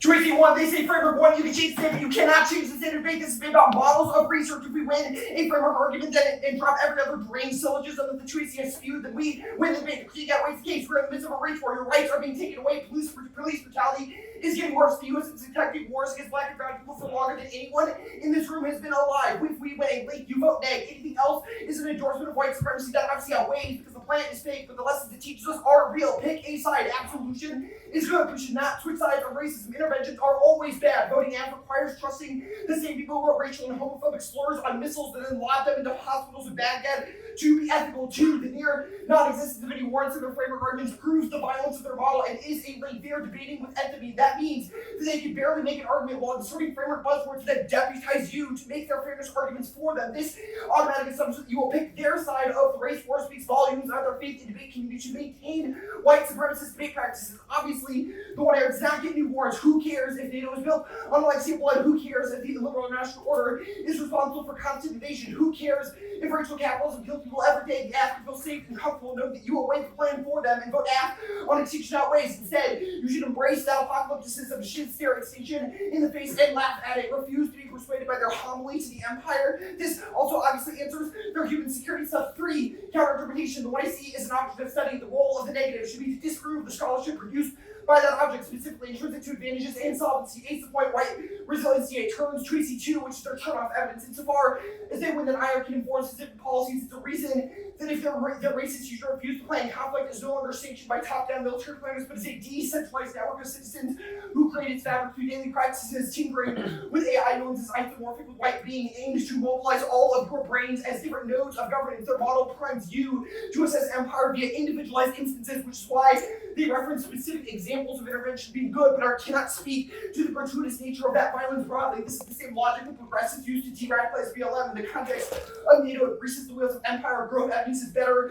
than anything they've read. AI hostily takes over governments by making fascism more efficient without the need for bodies to move military logistics. There is no check on violence, which results in limited war and covert operations. Beats the point is instrumental rationality. Ethics is prior in debate because we are scholars, not policymakers. It is predictable. Their evidence defines ethics as the first pillar of AI norms and then They say in cross-six it's the wrong question with proof. They will never be ethical. These answers to easy number 3, they're Molloy evidence. It should lose them. The debate is about Aristotle and Morgenthau being the foundation for ethics that is wrong, and it's racist. Hopton impact turns thinking that white scholars are ethical heroes. Aristotle literally believed in scientific racism. Morgenthau described non-Western states as anarchic, barbarian. Subject formation outweighs value is cultivated not through policy or facts. See, climate change, anti-maskers, anti-vaxxers, spitting facts at them is literally a waste of all of our breath. However, it is instead mediated through things like social media, images, data collection. This obviously turns class because computational AI replaces human decision making. The impact of psychosemantic terror debates are neutral but are informed via enlightened rationality. You should make an ethical injunction that refuses to evaluate the one. See, that is our barter evidence. He splends the bleeding archive to NATO is nothing more than a white supremacist blood oath. This is grove.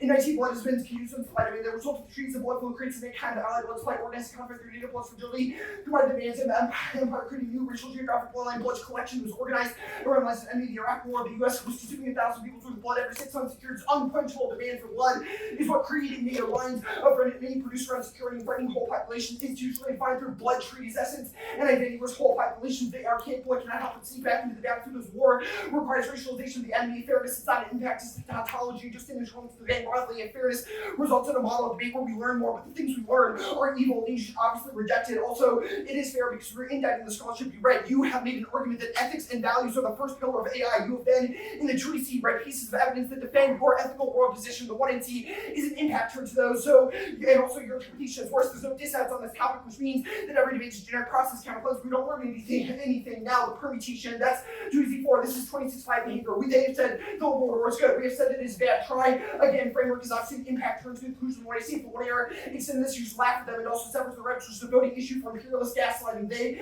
see 2T5 that keys that weights, that's wrong, and requires that when framework keys that weights is a process of deferral whereby colonial subjects can reflect interrogating their own investments by pointing out political scenes where race obviously doesn't apply. That triggers the capacity to weigh it as a secondary concern for international conflicts. Also distances us from the violence of intervention, thinking that overthrowing an African government somehow makes the United States ethical. That is just pretextual for more interventions, because when we understand invasions as isomorphic and distinct from each other instead of a collective set of wills that define the race war, it means that we can justify interventions like Iraq because Libya was a good one. 2EC6, they say fascism. That is the quote. Police brutality, global imprisonment, Guantanamo Bay, January 6th. It's time to wake up. Fascism is here and now. The alt-right is already waging a race war and describing it as such. They are shooting up churches, killing migrants. The Virginia riots murder people with cars. You should overcorrect against their optimism and arbitrarily flip the scales when doing impact calculus. Their logic is all lives matter. They are Fox News disparaging BLM for making it a race issue when it is a race issue. To deny it is to condemn everyone to suffering. The Lazarus evidence with their hops of the IR debate. Labeling is good. White supremacists should be labeled as such. Anti-black racists should be labeled as such. They're called for euphemism as putting on the non-racist mask. Describe our evidence to this quote. White people are taught not to notice racism in their own producing, which in turn fuels the tendency of the privileged to reject the accusation of racism, which undermines the prospect of redress. The Orwell-esque evidence that they read is just a racist rant that says Westphalian system is a backbone of sustainability. Anything else would be a descent into anarchy. Indigenous nations in African countries running constant anarchic wars. White people who brought that violence to them. The Stanley Lockman evidence is that NATO needs to be a steward because other countries can't be trusted to be responsible, which is paternalistic and means that the norms will be enforced via terror. Grove internalizates the Hardy evidence. AI takes on a life of its own and becomes decision makers, makes the impacts of the minority evidence, and Jane evidence is Chinese people are Nazis. Jane deploys the motif of the unfeeling alien Chinese overlord who can't be trusted with AI and will be authoritarian, which is racist. Given the US is literally an authoritarian state. You should overcorrect against white epistemology and educators to the proliferation of white epistemic ignorance belies the truth of the rest of their claims to you. If we were linked, you should presume the vantage is false. 2EC8, the liberals debate is wrong. Racists, they pick the side of white supremacy in the race war. They should lose. That was all done on the front debate interventions. They're bad in Libya, NATO, North African leaders, which is a lockdown out of decision making, which is why Libya now has opened their slave markets. It is destabilized Iraq, Nicaragua, Korea, Vietnam, Chile, Afghanistan, the Philippines. The story of intervention, the story of bloodshed where humanitarian is used as a ruse to justify economic intervention that causes enclave of death, which Remembe evidence says turns entire regions of the globe into killing fields. They say it's minimalist theory. We've obviously impact turned this and made the habit defensive why maximized theorization is good. That is how option, the alternative, is to pick a side. The world is in the midst of a race war. That was the limit. You should refuse the scholastic underpinnings of the YC. It is try or die for critical rethinking that centers black scholarship and refuses racialized governance. The politics weaponizes difference and has prefigured the rise of white supremacy across the globe at both a micro and macro political level. If we win the framework gate, you should not care about alt sovereignty because you refuse to value the asked racist scholarship. That solves in debate because losing forces them to rewrite and revise the YC outside the paradigm of white resilience. If the one era makes arguments that competition over determined argument choice, that is more reason you should vote against them because they will create a competitive incentive to not say shit that is racist in debates.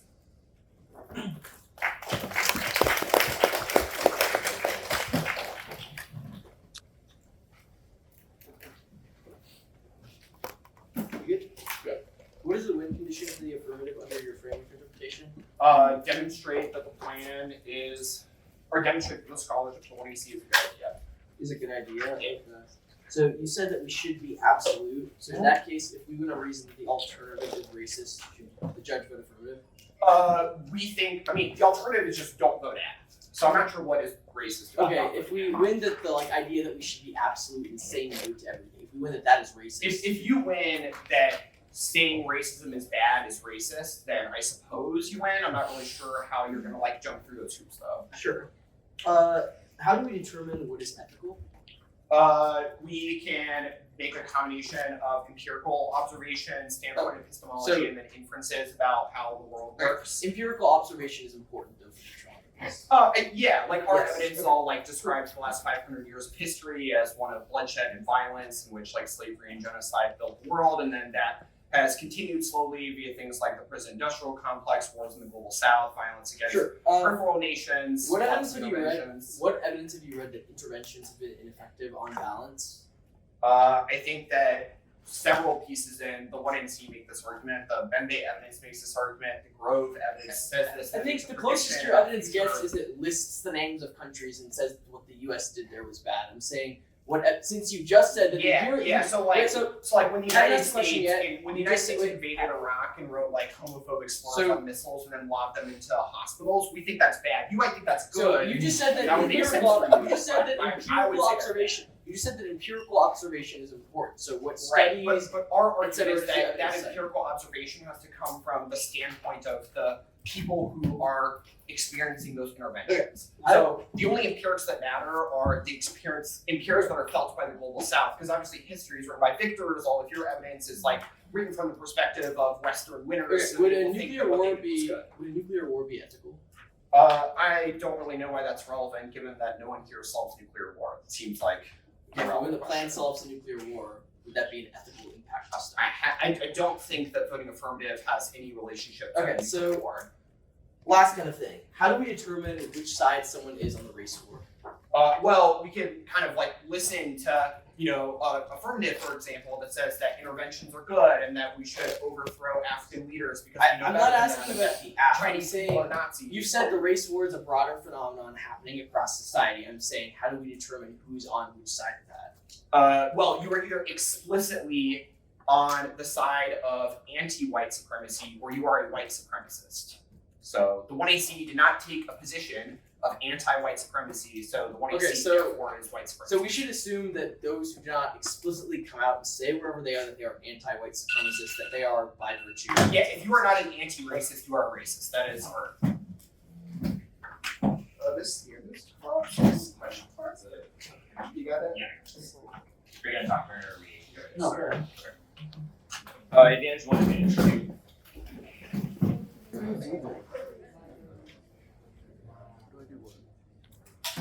Sorry, friends. So many stand problems.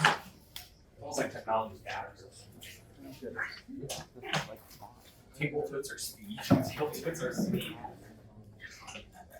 Okay, everyone good? You both good? Okay.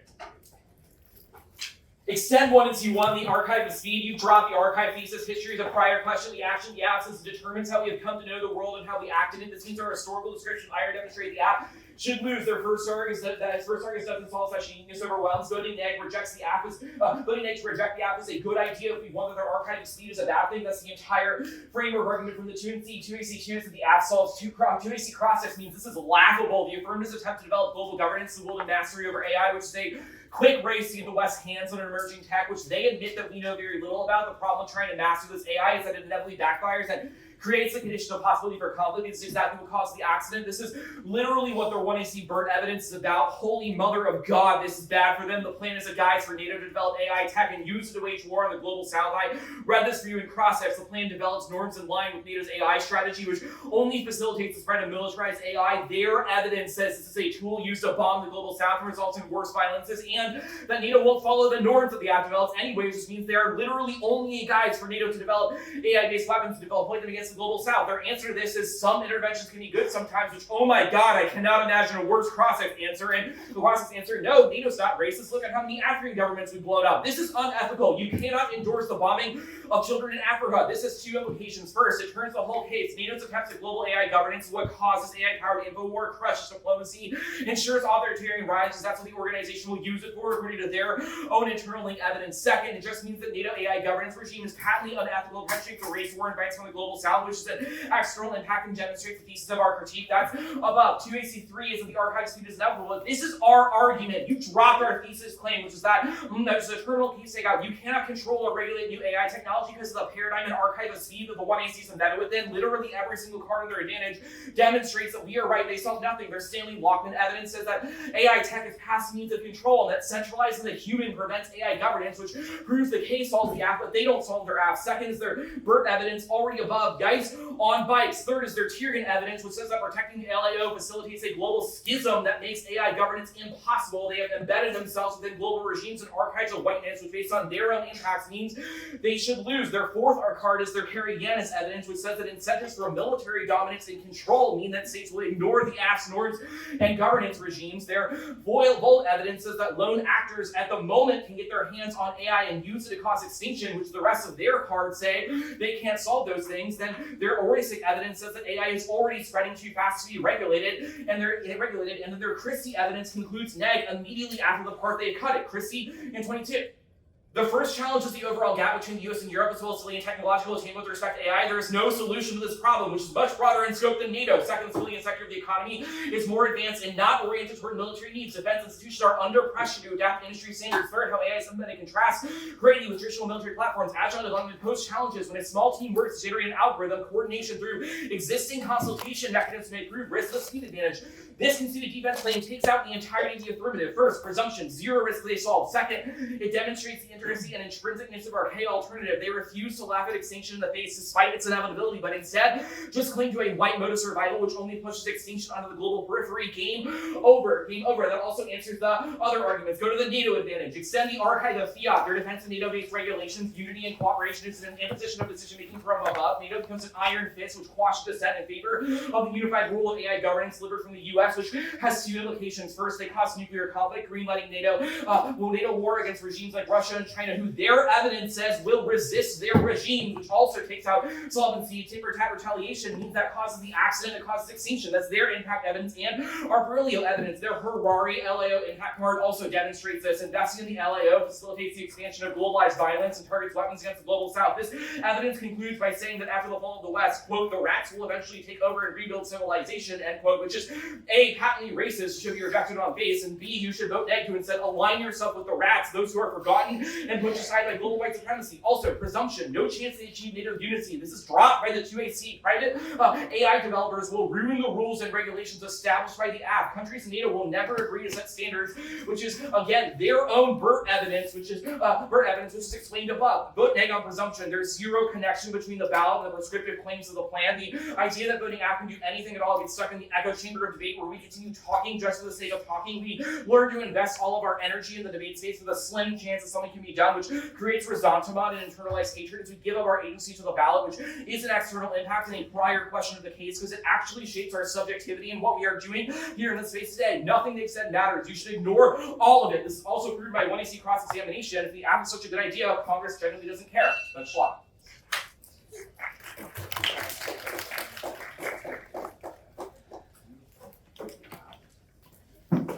Okay.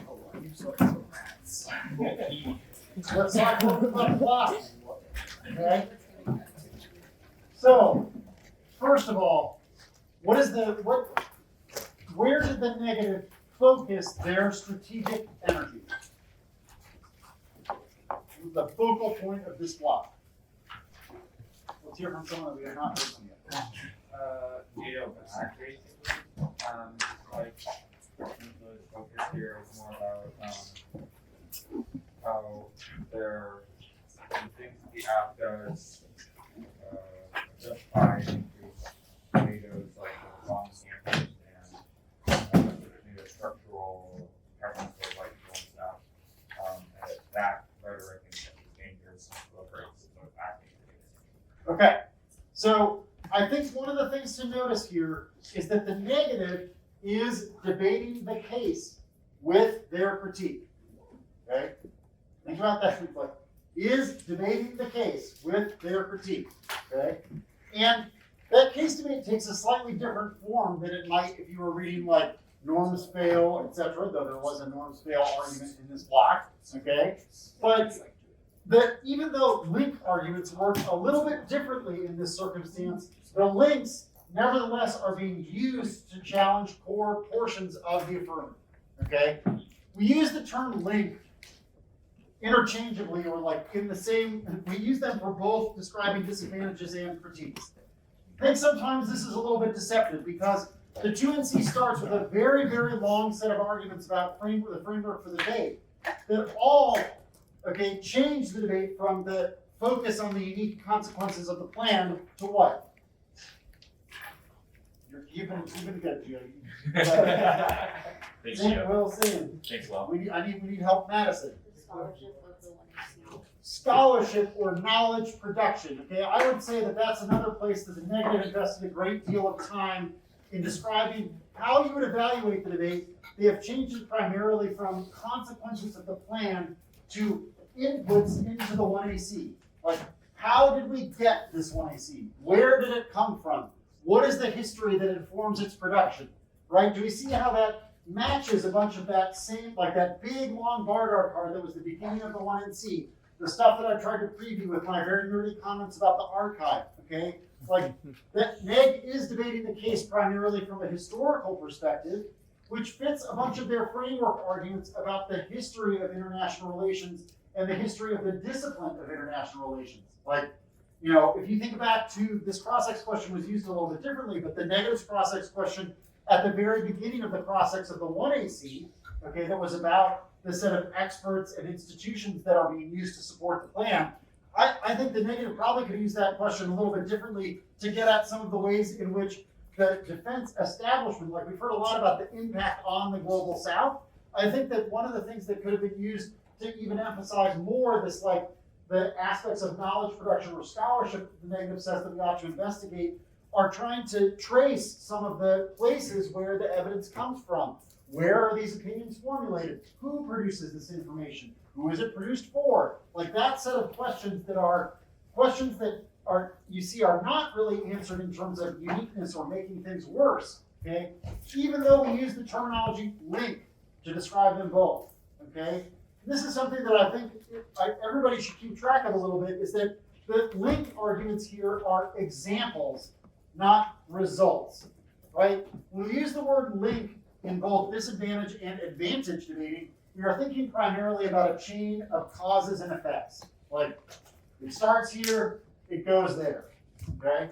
When we think about links in terms of the strategic context in which this negative has asked us to evaluate the debate, which is knowledge production or scholarship, we might think of them instead as examples, okay? Like, where are the assumptions that we're criticizing exemplified in the 1AC? Where did they show up, okay?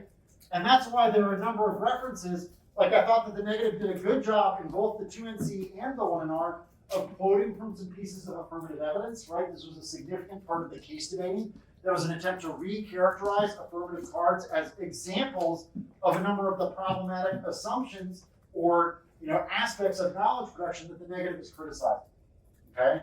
You see how it's like, I think that that's just using that term to mean two really different things has sometimes confused our understanding of what the negative is trying to do when it's making link arguments. Okay?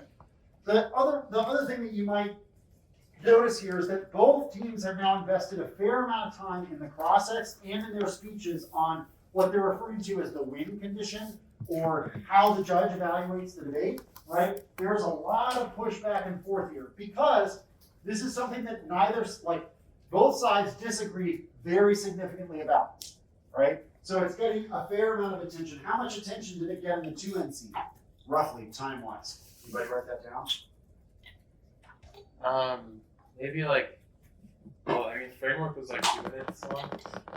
Yeah. It was like 5:30. A little longer. Maybe even a little too long.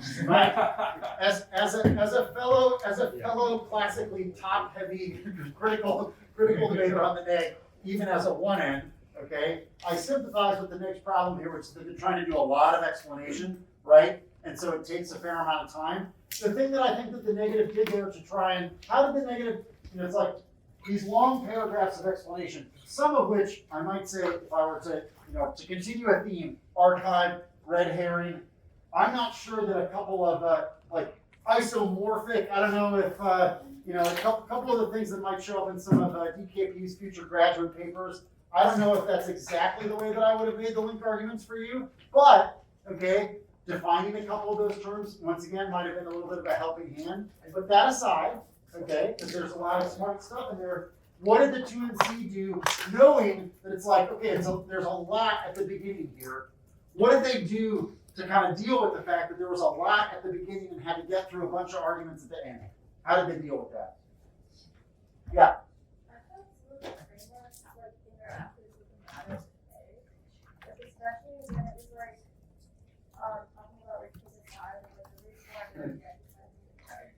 Right. Each of those kind of, you see how it's like a number of the phrases that appeared in that framework discussion. Race war, pick a side. Either you're an anti-racist or you're on the side of white supremacy, right? Some of those kind of figures that are really important for the way that the negative is arguing their position. If they were set up at the beginning of the 2NC, they were cross-applied to arguments that didn't get as much time, but nevertheless were linked back into the same kind of phenomenon, right? That makes so cross applications help the neg cover here, even in a situation where they were a little pressed for time. Okay, it's because of the level of detail that had been offered earlier, those cross applications, the 2NC did not need to explain the phenomena of global race war 6 different times, right? But it clearly influences their answer to 5 or 6 of these arguments. So I think that you're right to point out that the thing that really helped the negative there is maintaining consistent terminology, right?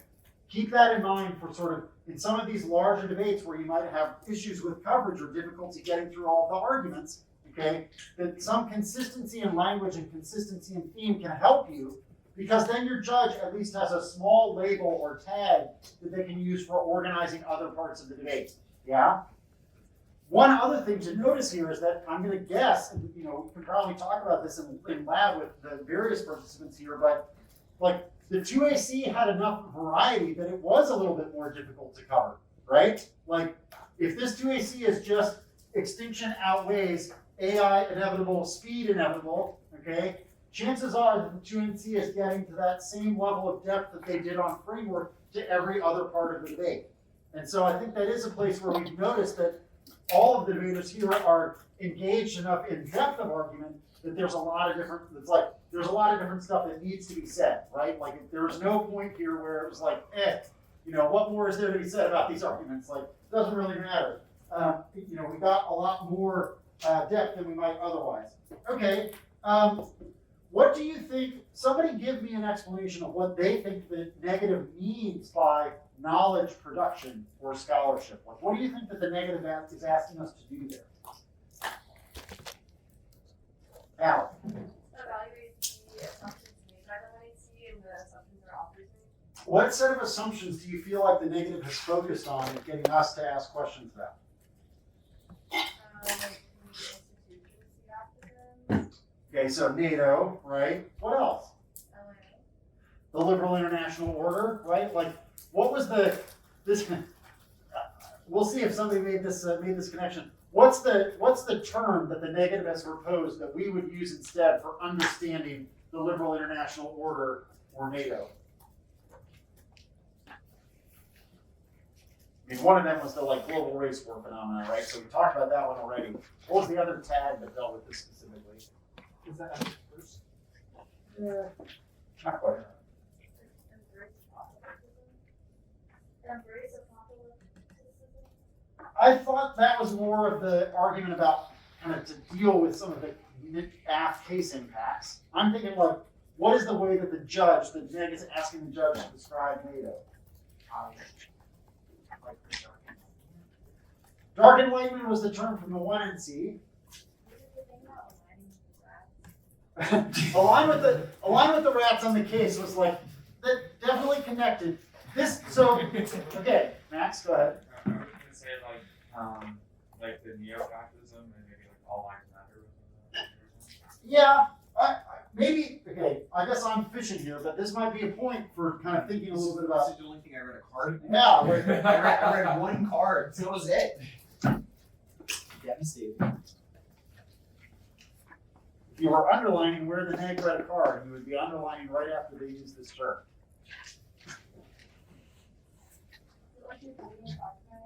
The blood oath.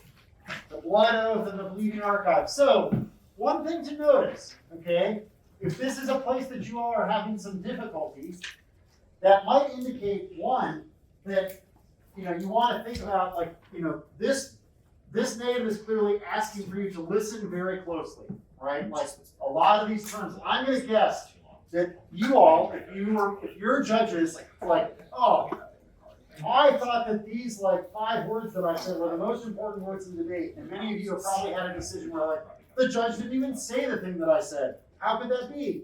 Okay? Use this, think about this as an example of how difficult it can be to process some of these things in their connection. So I think we were on the same page on blood oath. I heard that card, I heard that description of NATO. It might have been useful to connect that to the terminology of dark enlightenment the way that you brought up that's the 1NC terminology. So some of that continuity of terminology stuff could be reinforced. This is an example of we've got somebody who's very generously agreed to demo debate after a few years away from debating. And if I were rewriting a few of these blocks, I would probably add more continuity because it's clearly, this clearly demonstrates that some of the explanatory stuff that's going on here it's a pretty heavy lift, right? And so thinking about that from the perspective of how you write your blocks, if you're saying things that then don't make it into a judge's decision, none of you apparently would have referenced this blood oath card, maybe the 2NR would have highlighted it for you, I don't know. But that's an example of if that happens to you, you might want to revise or reflect on some of your own block writing to get what you think of as some of the more important terms or phrases into the debate. Okay. Debating the case in the 1NR. Okay, debating the case in the 1NR. What happened here? What was the 1NR trying to do with these case arguments? Was there a significant shift in any of the 1NR explanation of a couple of these case arguments? Did they play exactly the same roles they did before? I think there's one pretty significant one that I'm thinking of where I think that the negative basically conceded a premise of some of the affirmative evidence, but tried to use it to their advantage.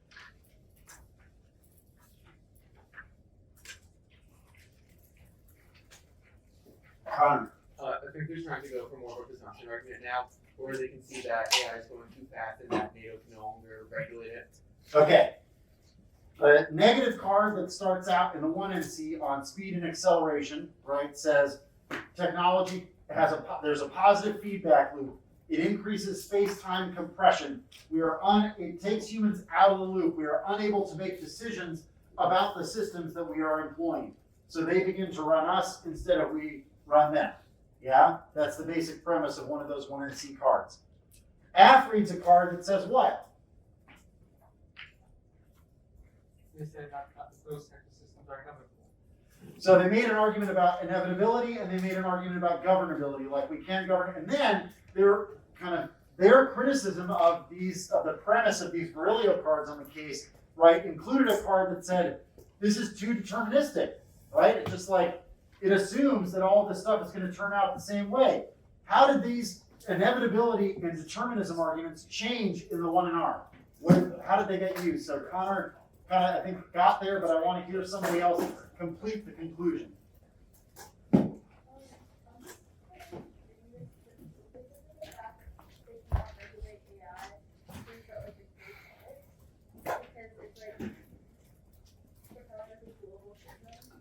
Yeah, right. They've changed it so that now this is the governance-oriented strategy cannot succeed, because if you're right that these things are inevitable and they are inevitably accelerating, then we only have a choice about a very dramatic alternative shift as opposed to tinkering at the edges of AI norms or governance. Okay? So they've taken their case argument from a separate position that might be used as a turn to an argument that supports some of the solvency arguments that they're trying to make against the case, so that they only need to win their race war argument rather than win all of the case turns about governance. They don't need to win this argument as a turn anymore, potentially, or at least that's the way that I think the 1NR extended part of this claim. Okay, process. What do you think the AF was trying to get at in the process of the 2NC?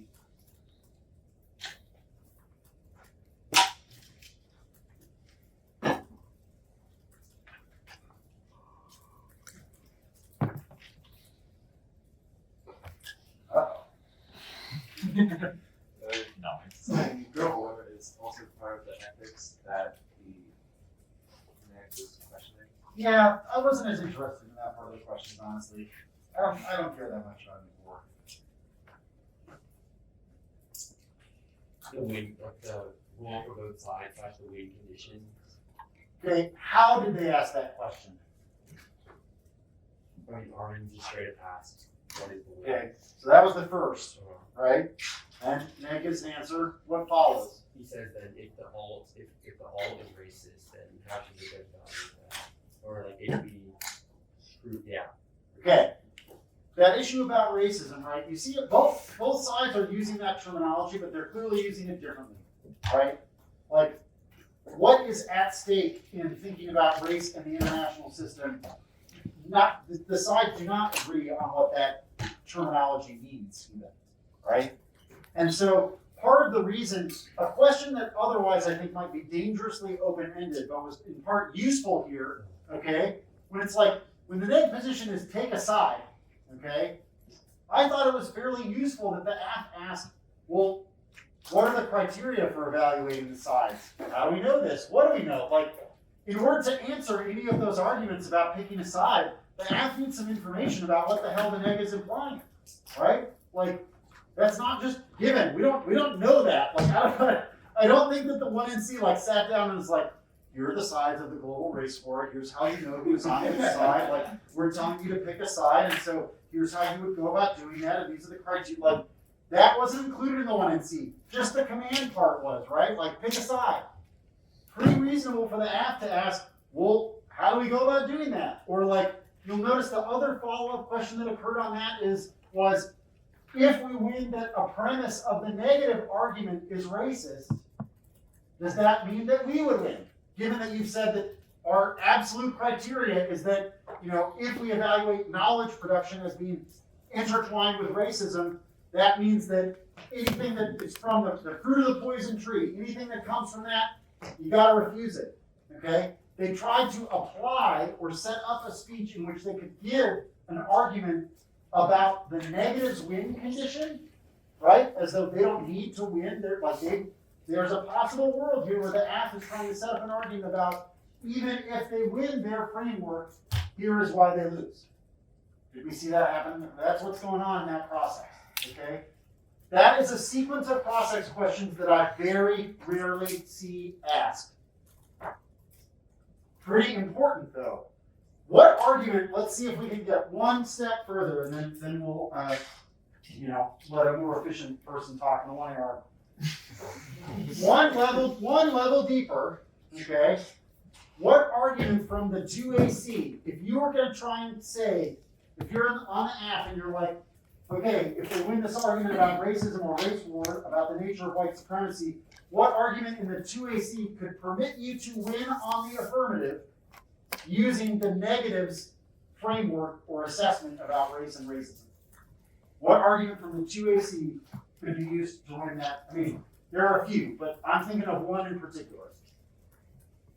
Is there argument that the construction of the West and what it means for Salvation?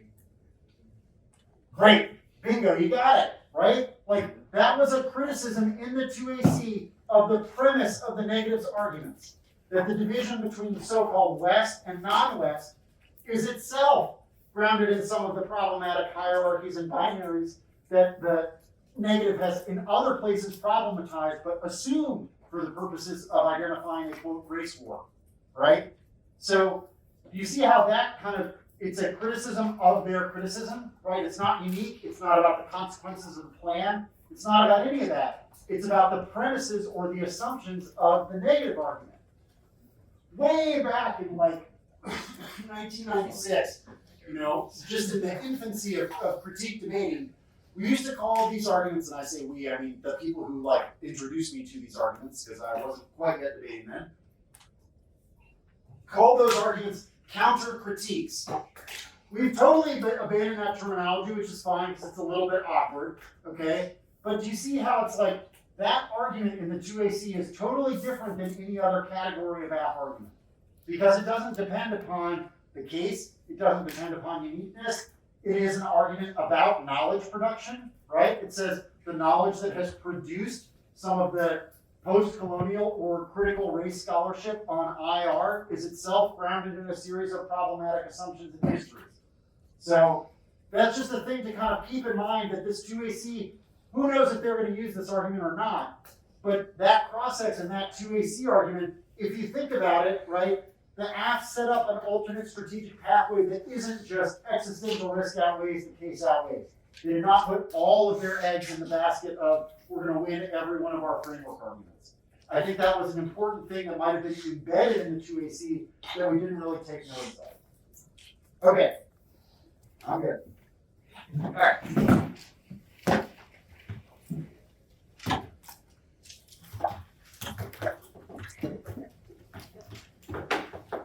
The orders to be advantage 1, advantage 2.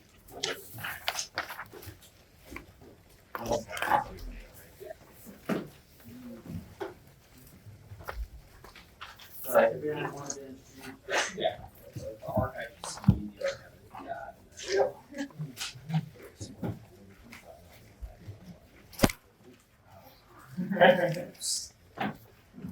I thought about this when I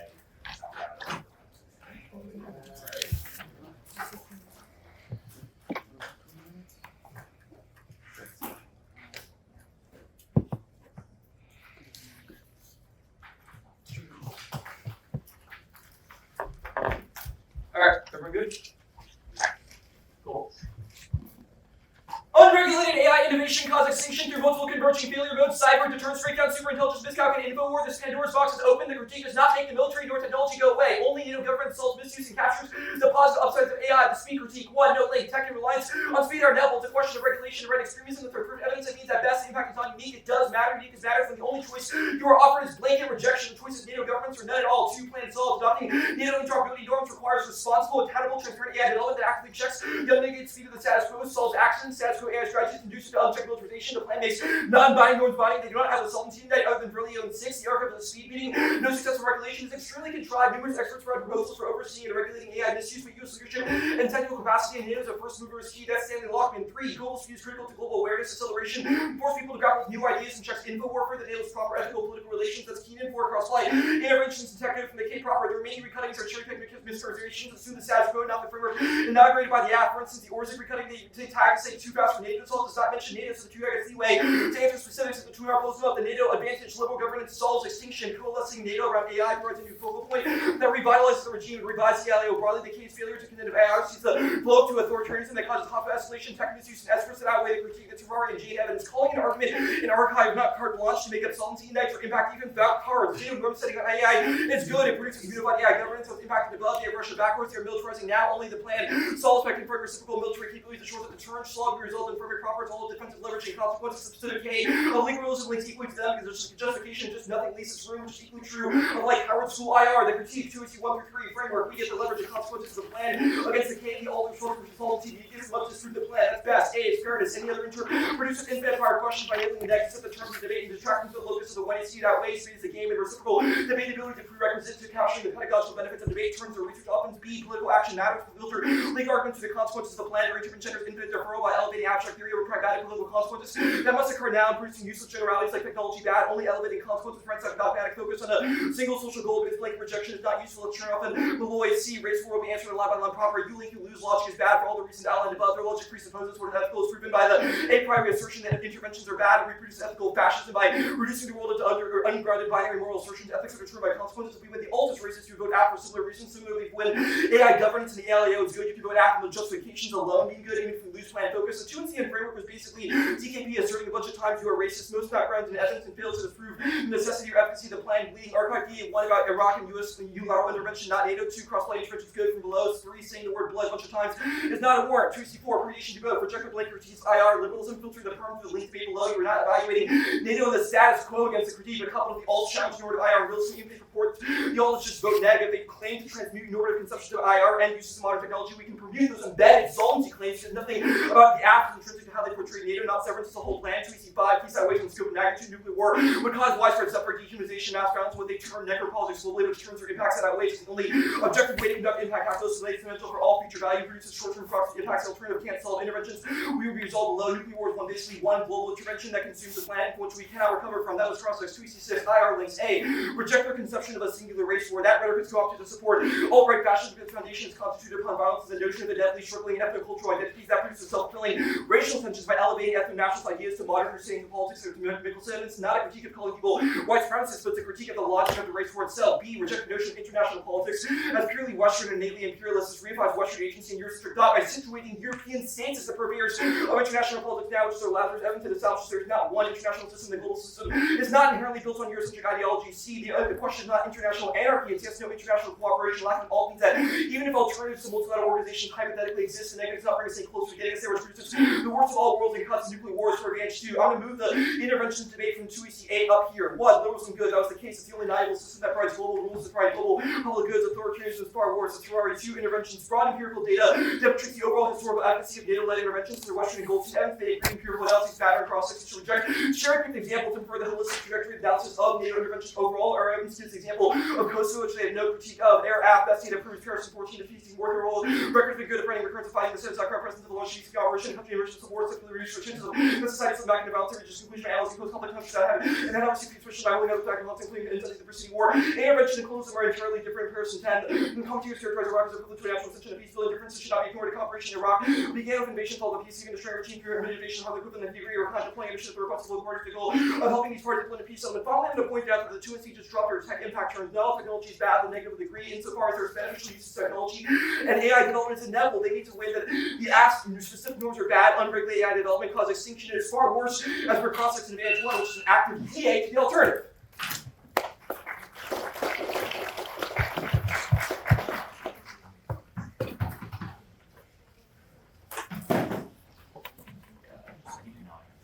Okay. So, a few things.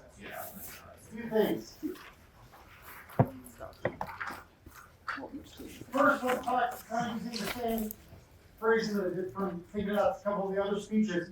What did you see done differently here that you would want to be able to do in your speeches?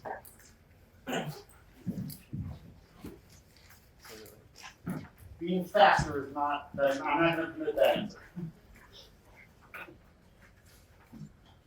What's going on here that's different than how you feel like you would have been able to give this speech? So what are some of the tools or the techniques that you see that are different?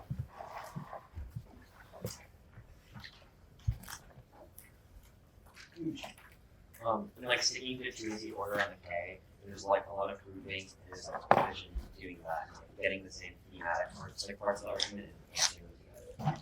Yeah, I think that might be one of the most important things going on here, right? I kind of gave you this preview in thinking a little bit about the 2AC structure. Several of you noticed, right, that the 2AC clearly delineated a number of arguments, right? And what would have happened if the 1AR had attempted to go, you know, in exactly the same order as the block on the K? What would happen then?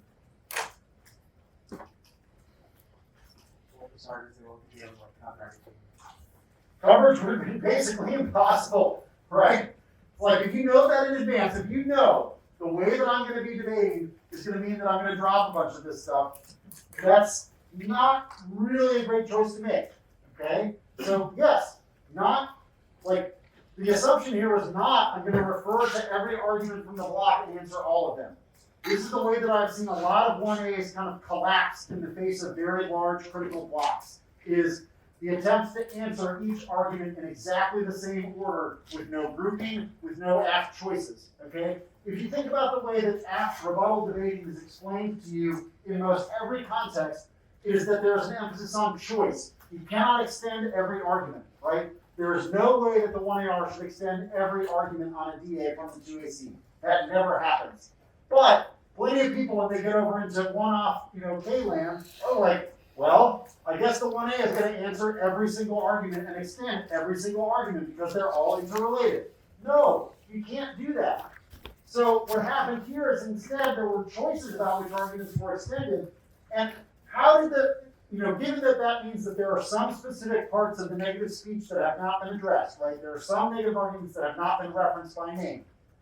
How did the 1AR try to protect against the phenomenon that means that those arguments could be treated as conceded? Like how did the 1AR try to make sure that in making choices that they still weren't making too many concessions? How did the 1A do that? Here you go.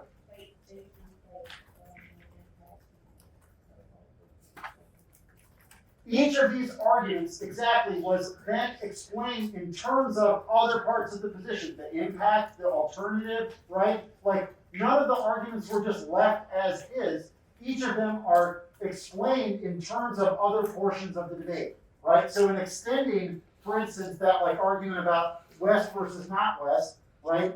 There's a reference to the alternative. There's a reference to their impact argument about race war, right? So in each of these situations, the act is trying to take advantage of, well, some of our arguments have implications for each part of their K, and that is a way to cover against the notion that we've conceded too much of it. Great observations by the audience there. Okay, what else is happening that you would like to do, or that you would aspire to do, but you feel like you might be challenged to do? Well, what's this one doing differently? Gio, go ahead. I like the way they were like able to respond to things. Like they said US instruction is good, but then they also like explain exactly as to why they're glad they said it was like treatment or something. So like just following that structure, which had been drilled into me, but it's just like something that does not like do. Argument reference here was very efficient. Okay, arguments are being referred to, but it's not. The 2NC said that, right, and then like the kind of discombobulated sentence that you wrote down in your flow, like argument reference is occurring here by tag, right? Each of the negative arguments is referred to, roughly in like 2 or 3 words, right? Like that, one of the things that you want to think about is how to set up your flow so that you can do that. If you are flowing in a way that does not permit you to make quick references to your opponent's arguments, you're losing a lot of what it means to try and flow. If you're trying to transcribe the debate, like I'm just writing down everything that they're saying, if I'm typing it right, or I'm like writing as fast as I can so that I just write every single word, okay? That makes it impossible to do what the 1A just did, which is to refer to their arguments succinctly by short tags, okay? So think about the way in which your flowing practice supports a bunch of stuff that is different about 1AR tactical choice. Like how you choose to make the arguments is dependent in part on how you flow them or how you organize the debate. Okay, love the quick argument reference. I agree, that was very significant. You mentioned embedded in that 1A was pretty careful here to try to deal with a couple of these like little landmines that were planted in the block, like presumption, no norms, right? So like your one solvency card is a neg card, right? A couple of these things that sometimes in a debate like this can tip the balance because the app just kind of forgets that they need to answer something like this style of quote presumption argument or solvency takeout. A lot of times in this style of debate, I think is given a little bit more weight than it might be if we were the equivalent on a DA. It's like this one line doesn't exactly support the rest of the 1AC in its entirety, so the 1AC is gone now. Like that's sort of a trope in a lot of contemporary critical debating, and I think the 1A effectively responded to that. So I was trying to make sure, right, that wasn't the source of an immediate affirmative loss. Okay, what did the app read cards about?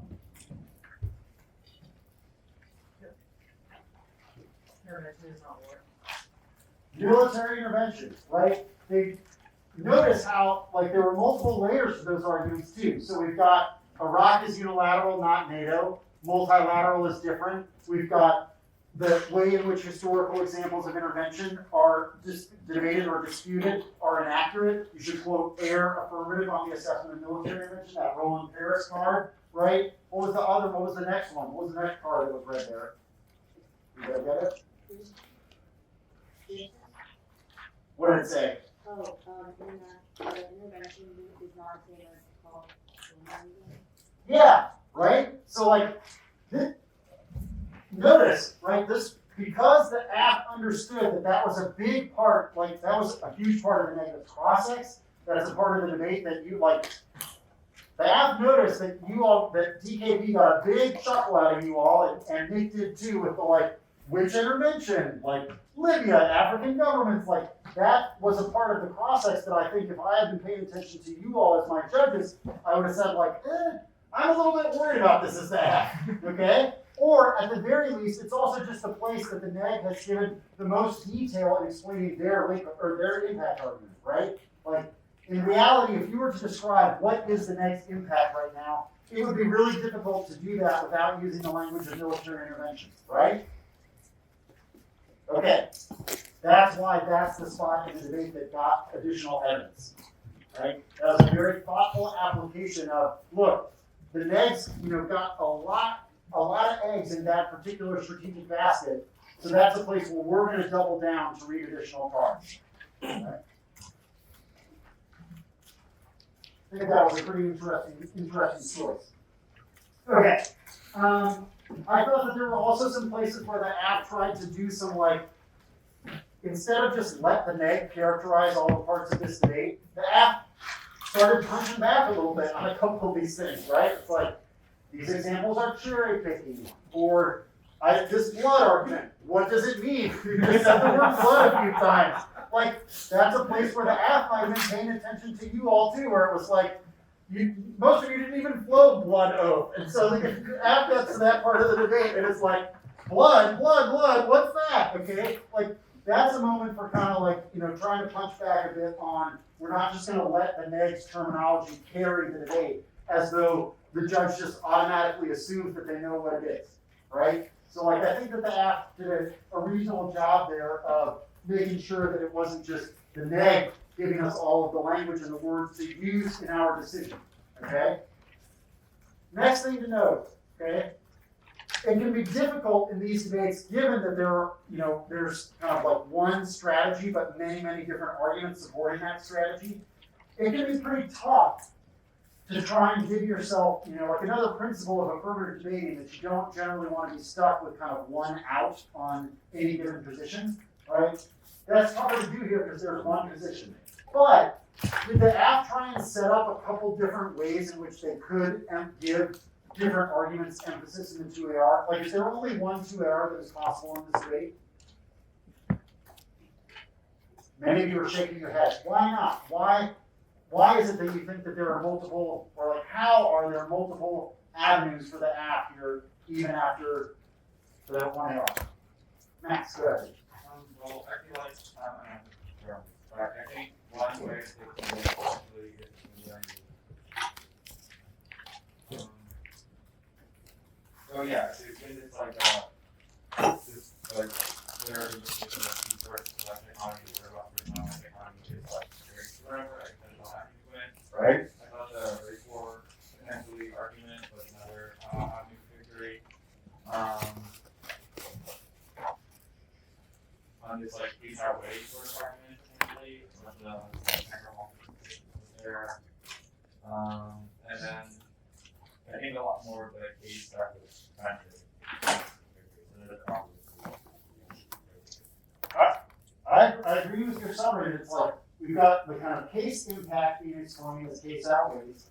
We've got a couple different avenues on like the premise of the negative argument should be rejected either in our framework or in theirs, right? So like military intervention good, you could think of that as the AF's framework response. It maybe operates in both really because it is an assumption of the affirmative good that military intervention is sometimes good, right? But like that argument could be used in either situation. This West, non-West argument and then race war label argument, both of those could be used kind of independent of winning the affirmative framework.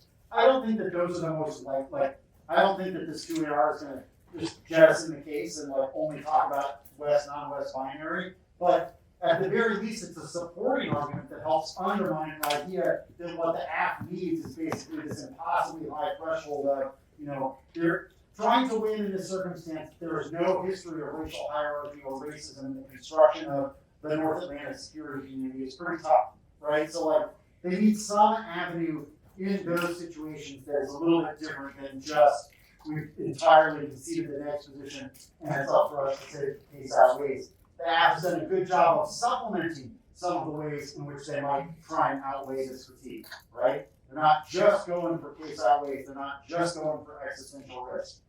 Okay. We've been engaged in the debate for a long time. I've been saying a lot of stuff. Why don't everybody stand up for a second and kind of like get ready for the last rebuttals. Okay, just prepare to get engaged, energize again, stretch, whatever. I'll give you like 30 seconds to get ready. Yeah, you need something. Harmonic. Yes. I don't know why I can hear it.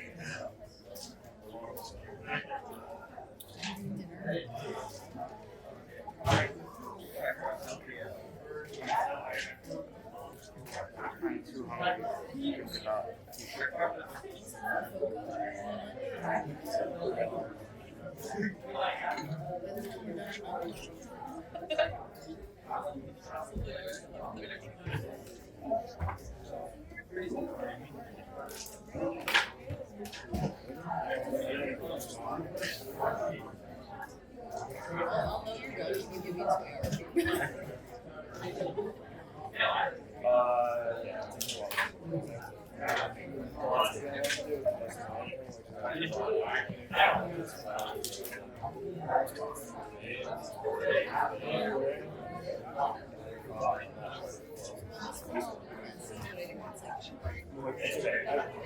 think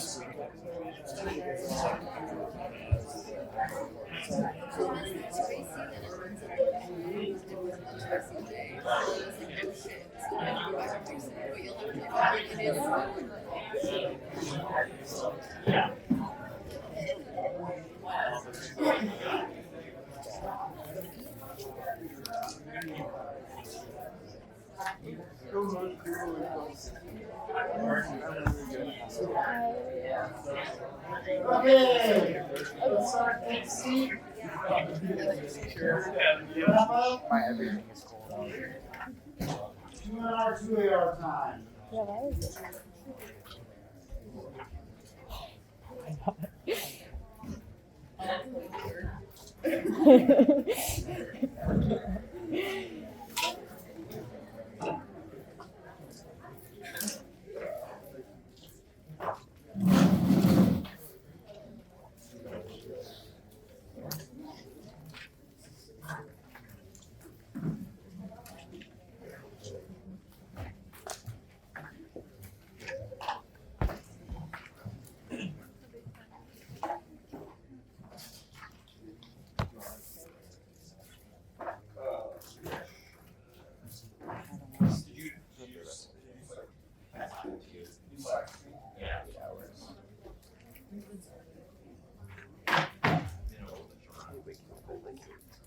I'll try to.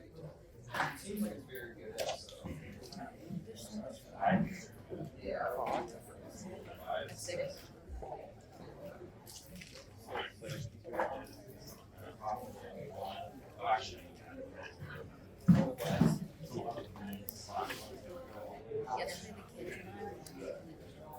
That's awesome. I love Legally Blonde. Where did you watch it? Oh, okay. Because I was like, where were you? Oh, that's so sweet. Aww. Okay, so we're That's awesome. I love Legally Blonde. is let me get it. Just a second, please. Yes.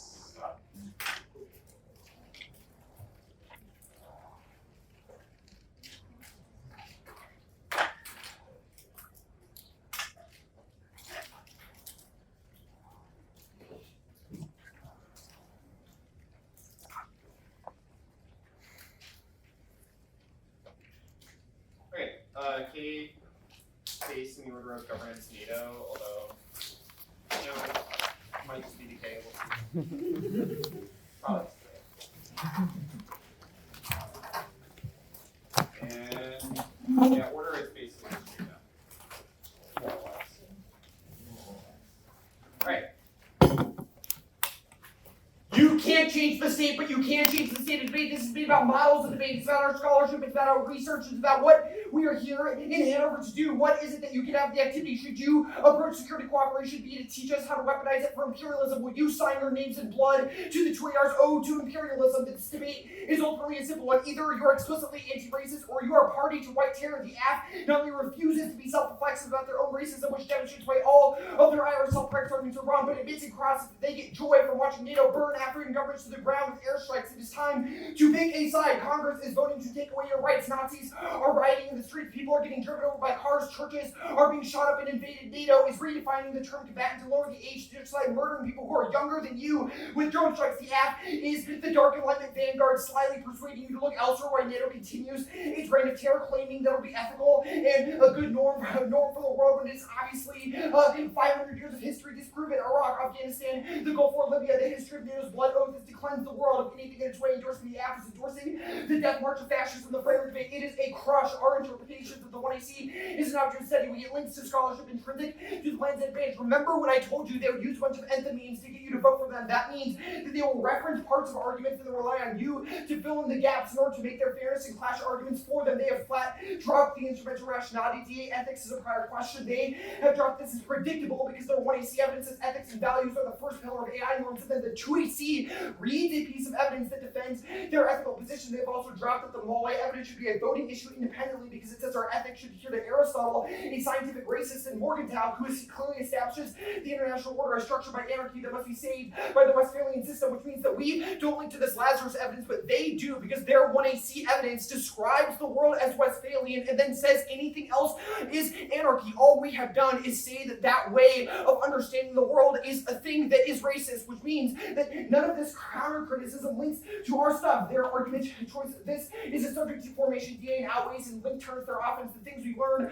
are in prioritize structure of how we think about the world. All of you are spending dozens of hours in the library. You gave up a chunk of your summer to do debate, talk about lab debate with your lab leaders constantly. What you learn about and what you research is learn is ethical will accumulate to form a baseline for how you understand the world. Argument choices are determined by competitive incentives, which means voting AF green lights and tells the AF that they should be rewarded for defending racism. We don't need to win any other argument. The plan isn't real, but hundreds of hours of research that go into writing that plan has real and measurable effects. I'll repeat this again because it's all you need to know to vote negative. Our barter evidence establishes a clear framework for evaluation. Either you are anti-racist or you are party to white supremacy. It's also link turns. Any education office, their model teaches us to spew facts in a culture war, anti-maskers and climate deniers, the rise of Nazis all disprove the idea that facts can convince people of truth. Instead, you should embrace an overly deterministic level set of thinking when thinking about the race war. The fairness debate in that clash only gets you three so far. We made 3 arguments. None of them were answered. 1, it's not an impact. It's just an internal to the game itself. And fairness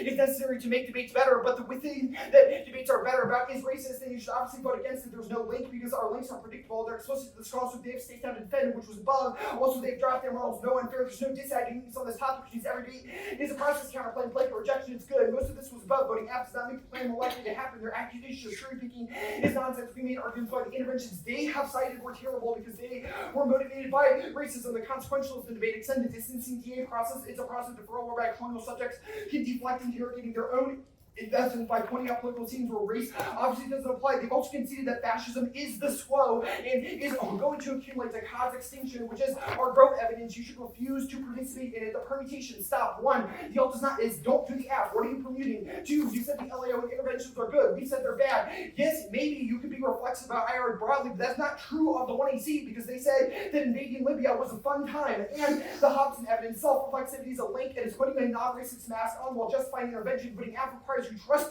an organization whose headquarters is built on a mountain of dead bodies to be in charge of ethical AI because we can't let the Nazi Chinese do it because they're obviously evil, which is racist dogmas and nukes. Who cares? The app doesn't do anything about it. They say the race war gets co-opted. We have impact turn this. This is all our fascism inevitable arguments. There are Discord servers, there are riots in Charlottesville. All of these things are being weaponized by the alt right now. The 1AC obviously doesn't do anything about it, but embracing that framework is necessary to ratchet up the level of violence and ratchet up our level of understanding just how violent fascism in the tech code debate is irrelevant. The framework for this debate is if you think the 1AC did something that is racist, you should not endorse it because doing so is racist. I shouldn't need to explain the impact to why that is bad because racism is bad because it is bad.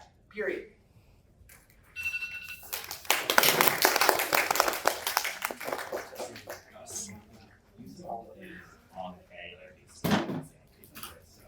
Correct. A few things to know here. A few things to know.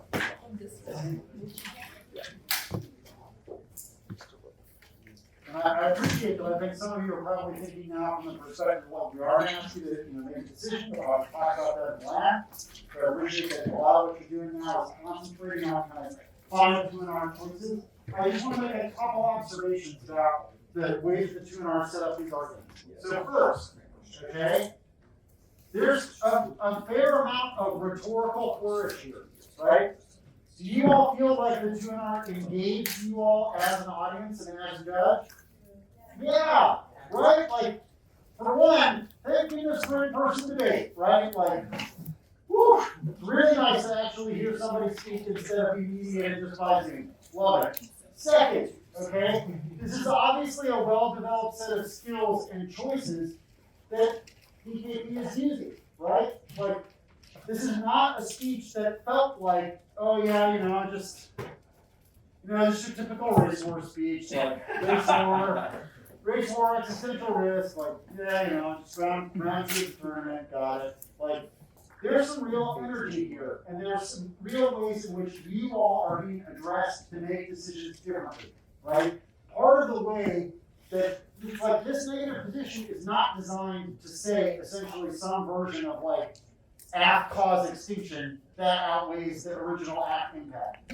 It is designed to get you to ask historical questions about your position, about the position of the discipline of international relations and its relationship to race and racial hierarchy, right?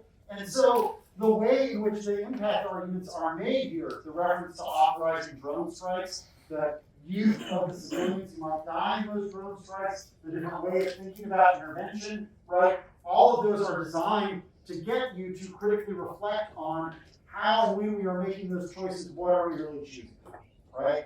I think that, like, to think about the way that the 1AC was originally set up and use the language of the 1AC will hail you to make a decision in a particular way, kind of slide in a reference to Althusser and interpolation there if you really want to get nerdy, okay? But I just want to reference that as the way in which the 2NR kind of is hailing you as what are the ways in which you would make decisions given an entirely different interpretation of our global context. If you think that the status quo is not a liberal international order, but a bloody movement towards fascism or a culmination of the history of racial hierarchy, then yes, you would probably make decisions about that world very differently than the app has suggested. And the 2NR definitely follows through on that promise.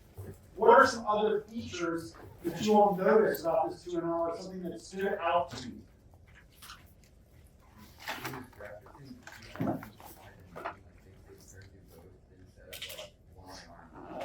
Yes, right? So like argument reference again, we notice the theme of it's relatively efficient, right? It's also displays some continuity. You heard terms from the 1NC, right? From the app speeches, they were all blended together in the sense that like that's part of the way that the 2NI is suggesting that you resolve the arguments, right? Like they're not just using their terminology, they're not just using their words, they're using the words of both sides as a way to try and incorporate this. One of the ways to think about this, and I just, many of you probably have some experience judging like either younger members of your team or, you've taken the time to do, like you did the earlier demo debate, writing ballots or judging that. One of the ways to think about final rebuttals is what are the tools or the arguments that have been given to the judge as a way to give their decision. Okay, so like what are the words, the phrases, the kind of key points that the judge now is empowered to use in giving their RFD? Do you feel like this 2NR included some phrases or some concepts that if you were to vote negative, that you would use those as a way to explain that decision? A couple of you are nodding. What are some examples of that? Maybe from people that we haven't heard from yet. You don't quite need that criteria now. We'll come back to it. Take a leap. Someone who hasn't spoken yet. Here we go. Right, but like the impact argument doesn't really need to be explained in as much comparative or relational terms. It is asking for an absolute judgment because it is positioned as an absolute in that way. It's like this has to be an intuitive absolute precept of we ought to reject racism, right? And like if that's going to stick with you, it seems like that's a place that you might have in your decision. It's just like, well, why does the case outweigh? Well, because I decided that the case implicates me in racist knowledge production and racism is bad. I don't really need to explain why that. Like that gives you the tool to give that decision, right? Okay. Somebody else who hasn't spoken yet, something that might, feature in your RFD if you were to vote negative, or you're thinking a little bit about, like, oh, I bet that has to answer this argument. What are some of those phrases that stood out?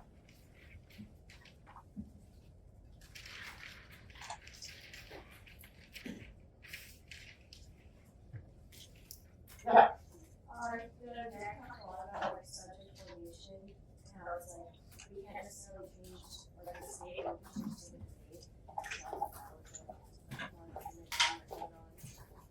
Trying to locate you differently, right? Like you're not making the decision at NATO headquarters about what to do about artificial intelligence. You're making a decision about how it is that we produce knowledge, what it is that we're doing here. Okay, that's stuck with you. You spoke a lot, so you don't quite need that criteria. We'll come back to you in a second. Somebody else would have spoken. Yeah, first. Take that behind with like evaluation or complete all that. That came all the way from the 1NC, right? So like, if you believe this argument about race war, it gives you the tools then to say essentially, this is the way in which I believe I'm making my decision, right? Okay, now, Callie and then Gio, what were you saying? I'm going to say with the candidacy, Yeah, you like that one. You like that one, you start out with that one, Gio? Yeah, right, so like, there's a reason that a few of these things are standing out for everybody involved, right? I think it's like, it is important that the rebuttal gives some, hooks, or like I said, tools for being able to give a decision that you would be satisfied with. Yeah.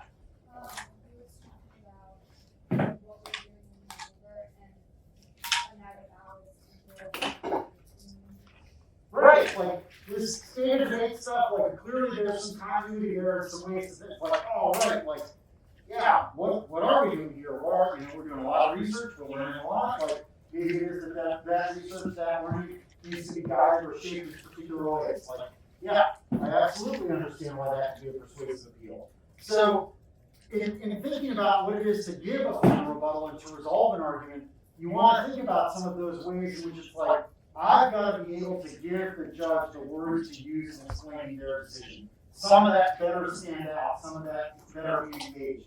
One of the things that I think, a different way of summarizing that is like, this 2NR has a voice, right? like, it does not sound like a set of blocks that have been repeated. It sounds like a set of things that were written intentionally to sound like nobody else is giving this speech exactly the same way, right? Nobody else is using the exact same language. And so, like, having the debate voice be a part of giving your final rebuttal, I think, is an important tool. Like, that can be a wide variety of styles. It doesn't have to be the, sort of use of rhetorical question or rhetorical figure that happened in the 2NR. It could be, very fast, it could be very technical, but it's like there's a match here between form and content, or between the way in which the position is being explained and the level of engagement that is required with the audience here or with you as judges. So with that, let's hear the 2NR.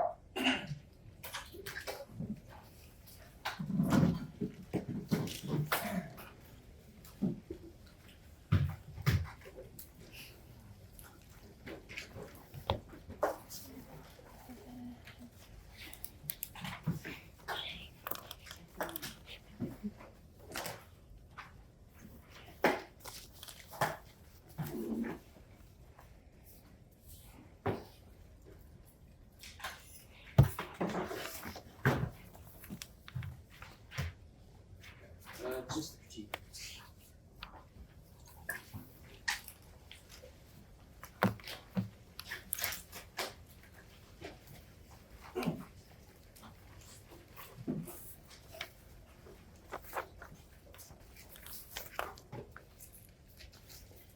Good.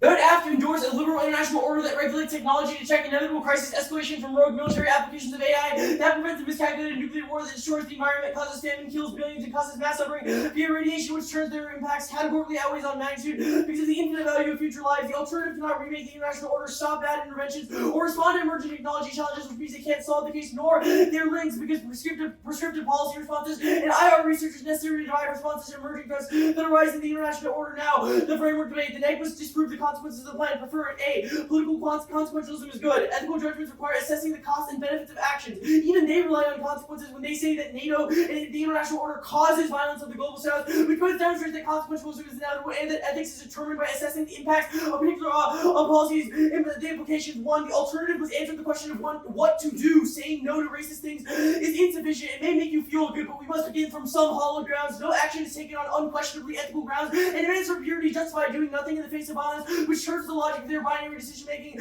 Second, it means that you should weigh the plan's effects on balance. You should not assess the links as yes/no questions. The impacts of the link should be assessed against the impacts of the one. If everything is yes/no, then you should vote F because they are racist by letting a nuclear war killing billions of people in the global south. 3, their absolution is the logic of fascism, and the race war frame is a gift to the alt-right. Crossed by the Michelson evidence from below. Race war plays into ethno-cultural social Darwinism tropes that undergird white supremacy. Treating survival as zero-sum makes fear of white extinction more salient and cements the opposition to multicultural democracy that got Donald Trump elected. It takes that alt-solvency. The opposition to NATO it turns into one based on natives' opposition to global liberalism and migration, not one based on anti-racism. Dismantling democratic institutions like schools and hospitals is the inevitable result. It doesn't matter which side they say they choose on the race war because this is an indict of their zero-sum thinking, not on who they want to win the race war. The 2NR's rant about fascism now is not responsive. This was not a DA to the alternative, it was a criticism of their scholarship in the binary choice between being for or against the race war, which means it disproves their framework argument and is a reason you shouldn't just say no. 4. Similarly, the binary between the West and the rest is Eurocentric and recenters right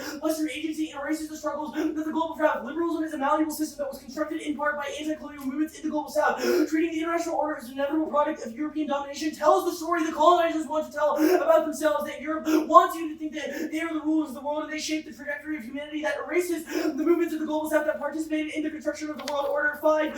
Even if they win, that the scholarship is prior, that's a reason to weigh our case because all our internal link chains are robust defenses of the necessity of IR and technology, and if we win, that the negative scholarship is bad, you should obviously vote A because they have not met their own win condition. I'm not going for the fairness clash and predictability impacts, so none of that gap-filling arguments are relevant. We are defending policy propositions, the fallacy of binaries, and the idea that you should only do what's in your own immediate agency. Second, RF says the ethics of AI, but that's not in reference to a yes-no binary between ethical and non-ethical. It is a reason that we should regulate AI because it assesses whether something an AI is ethical based on the consequences of how it is deployed. 3, the index of Morgan argument that or not substantiated by evidence or not a reason of the one is not a reason that the one you see is bad. Now, drop down to the interventions in good debate. The framing issue is we do not need to win this claim. If we win our framework arguments or win the case outweighs, that is sufficient to demonstrate that the app is a good idea. You should treat this as a secondary level of offense that disproves the idea that IR and interventions are racist because they on balance have been good. Now, they were net good. The $2 was far too light on the claim that given that it is independent offense against the alternative, even if we lose framework, since they condemn all interventions as bad. The negative is presented rhetorical appeals to interventions are racist and cherry-pick examples of pharaohs without indicting our warrants, examples, or methodology. Our Touristy, Western, and Golden Sea evidence is definitively the best card on the intervention debate, which is especially important given that they said in Touristy Cross-Ex that empirical analysis is important for assessing claims. Systemic reviews of UNSC-approved interventions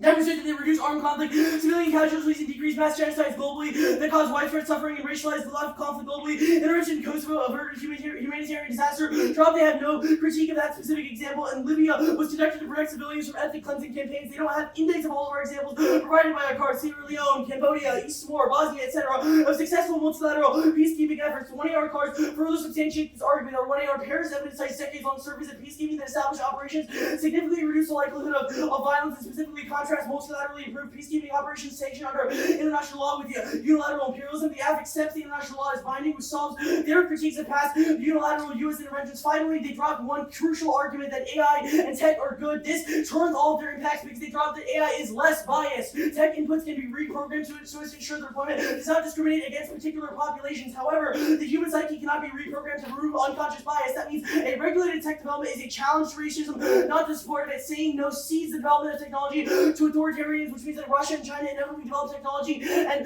pursue things like surveillance and an authoritarian vision, which means voting affirmative is necessary to reject that authoritarian vision.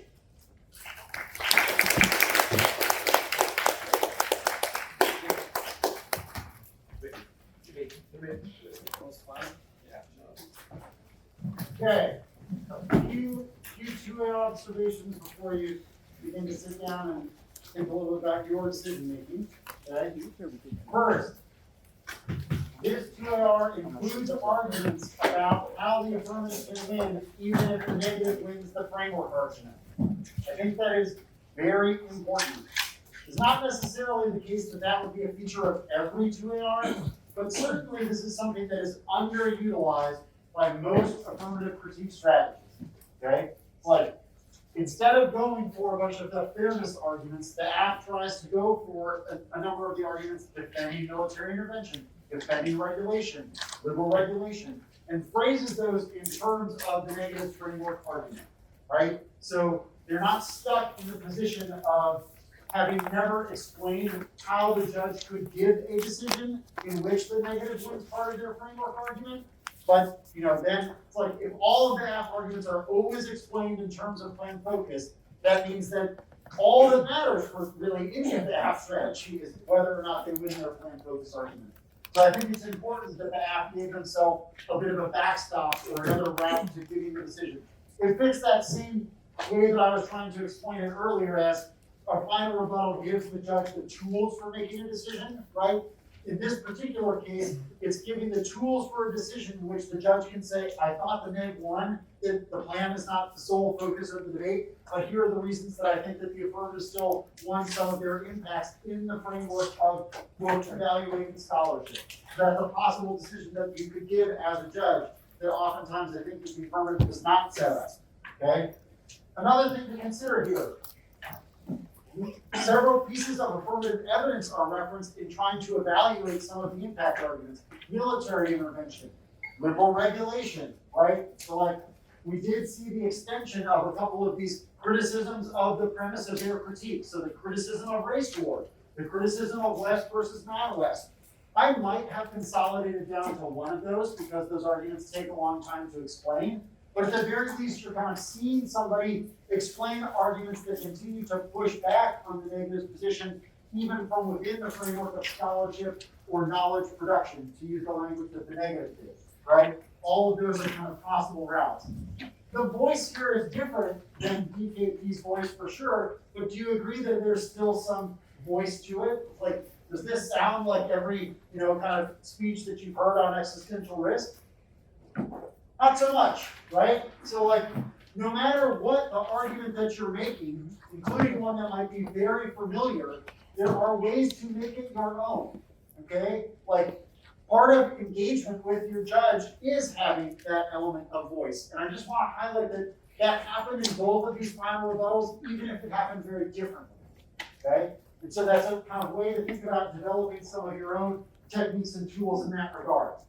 Lastly, okay, as with the 2NR, and I think that's something that is useful for thinking about this is like, once again, language from both sets of arguments was used, right?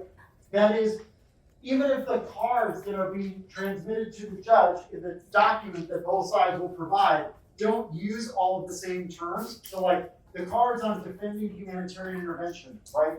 They're not gonna say the words dark enlightenment, we covered that, right? But do you feel like this speech gave the judge the tools to say, this is how I think the app arguments about humanitarian intervention relate to the negative position about dark enlightenment and the global south? Or do you think the judge can talk about those arguments together when giving a decision in either way? Yes, no, Nora, you're nodding your head. You think you think you're there? Like you could give a decision that uses the terminology from both sides in either direction? Yeah, like that's you see how helpful that is? It's just like you're not stuck in a position of, well, this is the language that I know, so this is the only decision that I can give. And both of these sides are sort of appealing to a way in which they're not presuming that their judge is either particularly friendly to their critical position or particularly friendly to the app impact calculus arguments. And that's a pretty important thing to keep in mind, given that you don't really know when you know, you're gonna have a lot of this style of debate on this topic, given the quality of the DAs versus the quality of some of the critical evidence. So it's an important thing to be thinking about for all of your debating, no matter who's gonna be judging you. Okay, with that, you know, it's 11:53. I would appreciate it if everybody kind of sat for the next like 10, 15 minutes, sat and wrote out some of the things that you want to use to make a decision before you go to lunch. Okay, you're going to talk about that set of stuff in lab, and even if you can't finish making the decision in 10 or 15 minutes, remember, many of the debates that are of this quality, oftentimes I might be sitting there for like half an hour or 40 minutes at least to sort out my thinking.